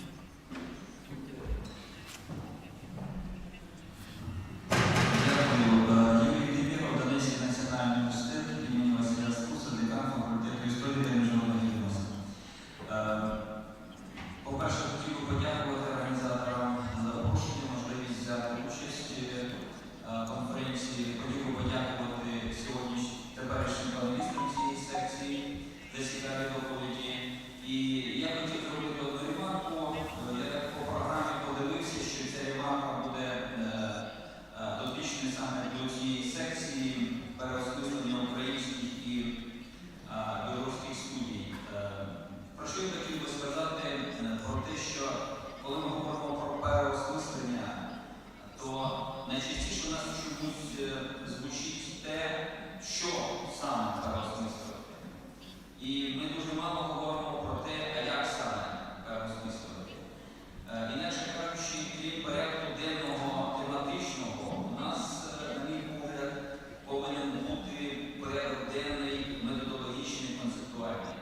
Справа в тому, що переосмислення історії, історичні студії обов'язково включає методологічний компонент. Справа в тому, що ми у себе на факультеті вже третій рік реалізуємо магістерську програму «Публічна історія». Я вважаю, що це дуже важливо, тому що історична політика зараз є вкрай актуальною, але ми дуже часто втрачаємо цю межу, коли публічна історія перетворюється на публічну ділку політики. Я вважаю все ж таки, що політика повинна формувати порядок денний досліджень істориків, але не тільки і не насамперед політика. Порядок денний істориків все ж таки повинен залишатися історичними. Історичні студії повинні залишатися історичними. І фундамент в цьому насамперед методологічний і концептуальний. Ми говоримо зараз про ці пропагандистські провокації історичні з боку Росії. Але більшість з них, наприклад, має дуже чіткі методологічні засади, наприклад, таку комплексну проблему, як антиісторицизм.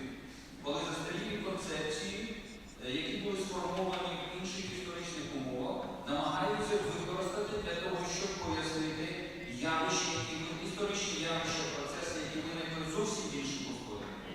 Я як історик міжнародних відносин більшою мірою хочу навести приклад холодної війни. Якщо ви подивитесь на дискусії, то вже стає не смішно. Спочатку було смішно, вже не смішно.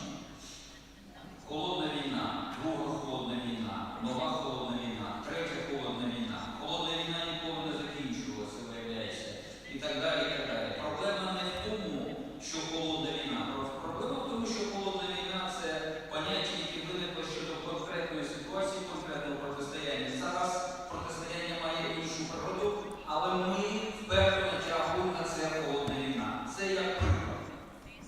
Це як приклад. Тому, яка моя пропозиція, тим більше, що я подивився, є дуже правильна, по-моєму, ідея, пропозиція продовжити такий обмін думками і регіональний конгрес організувати.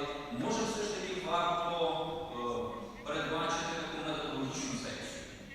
Таку секцію методологічного характеру в контексті переосмислення історії і включно з контекстом Україно-російської війни. Дякую.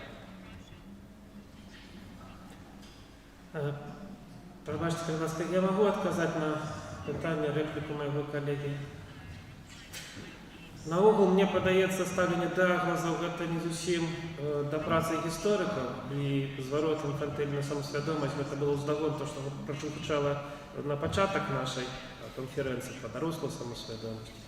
Я ў першую чаргу меў на ўвазе канкрэтную, на мой погляд, асаблівасць. Можа, не толькі беларускай гістарыяграфіі гісторыкаў, але беларускую ў першую чаргу.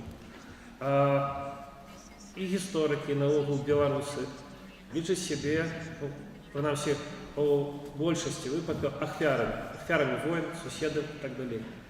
Што вельмі выгодна, таму што не абавязвае, не прымушае быць адказным. І ў сённяшняй сітуацыі менавіта вось гэта, мне здаецца, адной з галоўных праблем. Пры тым, што кожны з нас асобна можа рабіць вельмі шмат, арганізоўваць канферэнцыі, пісаць кніжкі. Але разуменне адказнасці агульнай, калектыўнай, это зноў жа асобная праблема, і сьогодні вона зостається більш чим актуальною. Ось що я мав на увазі, коли казав про історичний інфантилізм.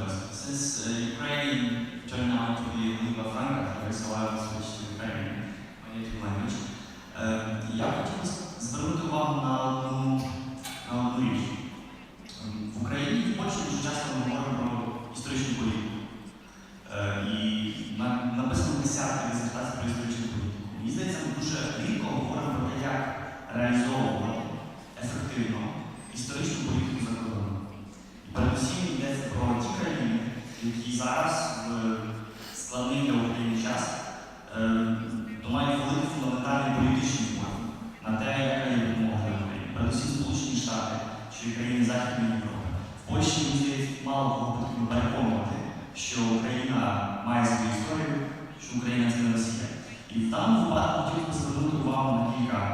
речей.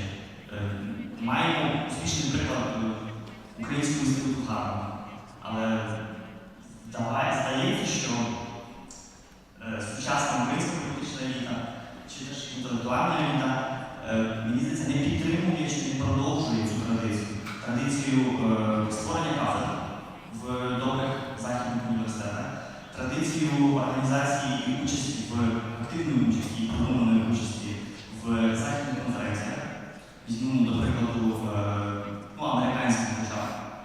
Американське історичне товариство має щороку свою окрему конференцію, в якій українці дуже беруть участь. Частіше в історичній конференції, але нам теж, мені здається, бракує цілеспрямованої якоїсь політики і підтримки з боку держави чи різних бізнесових установ. Так як в випадку Німеччини різні німецькі концерни фінансують кафедри на західних університетах. Мені здається, цей аспект дуже важливий. І останнє, що, мені здається, немає сенсу мріяти про те, що історія Росії, вивчення культури Росії зникло з західного університету. І те, що можна мати зробити зараз, це те, щоб українські, польські, литовські дослідники писали цю історію, щоб вони її переосмислили і показували її так, як бачимо ми її. Ми її бачимо зовсім інакше, ніж самі росіяни, і ніж багато західних інтелектуалів до сьогодні. Дякую.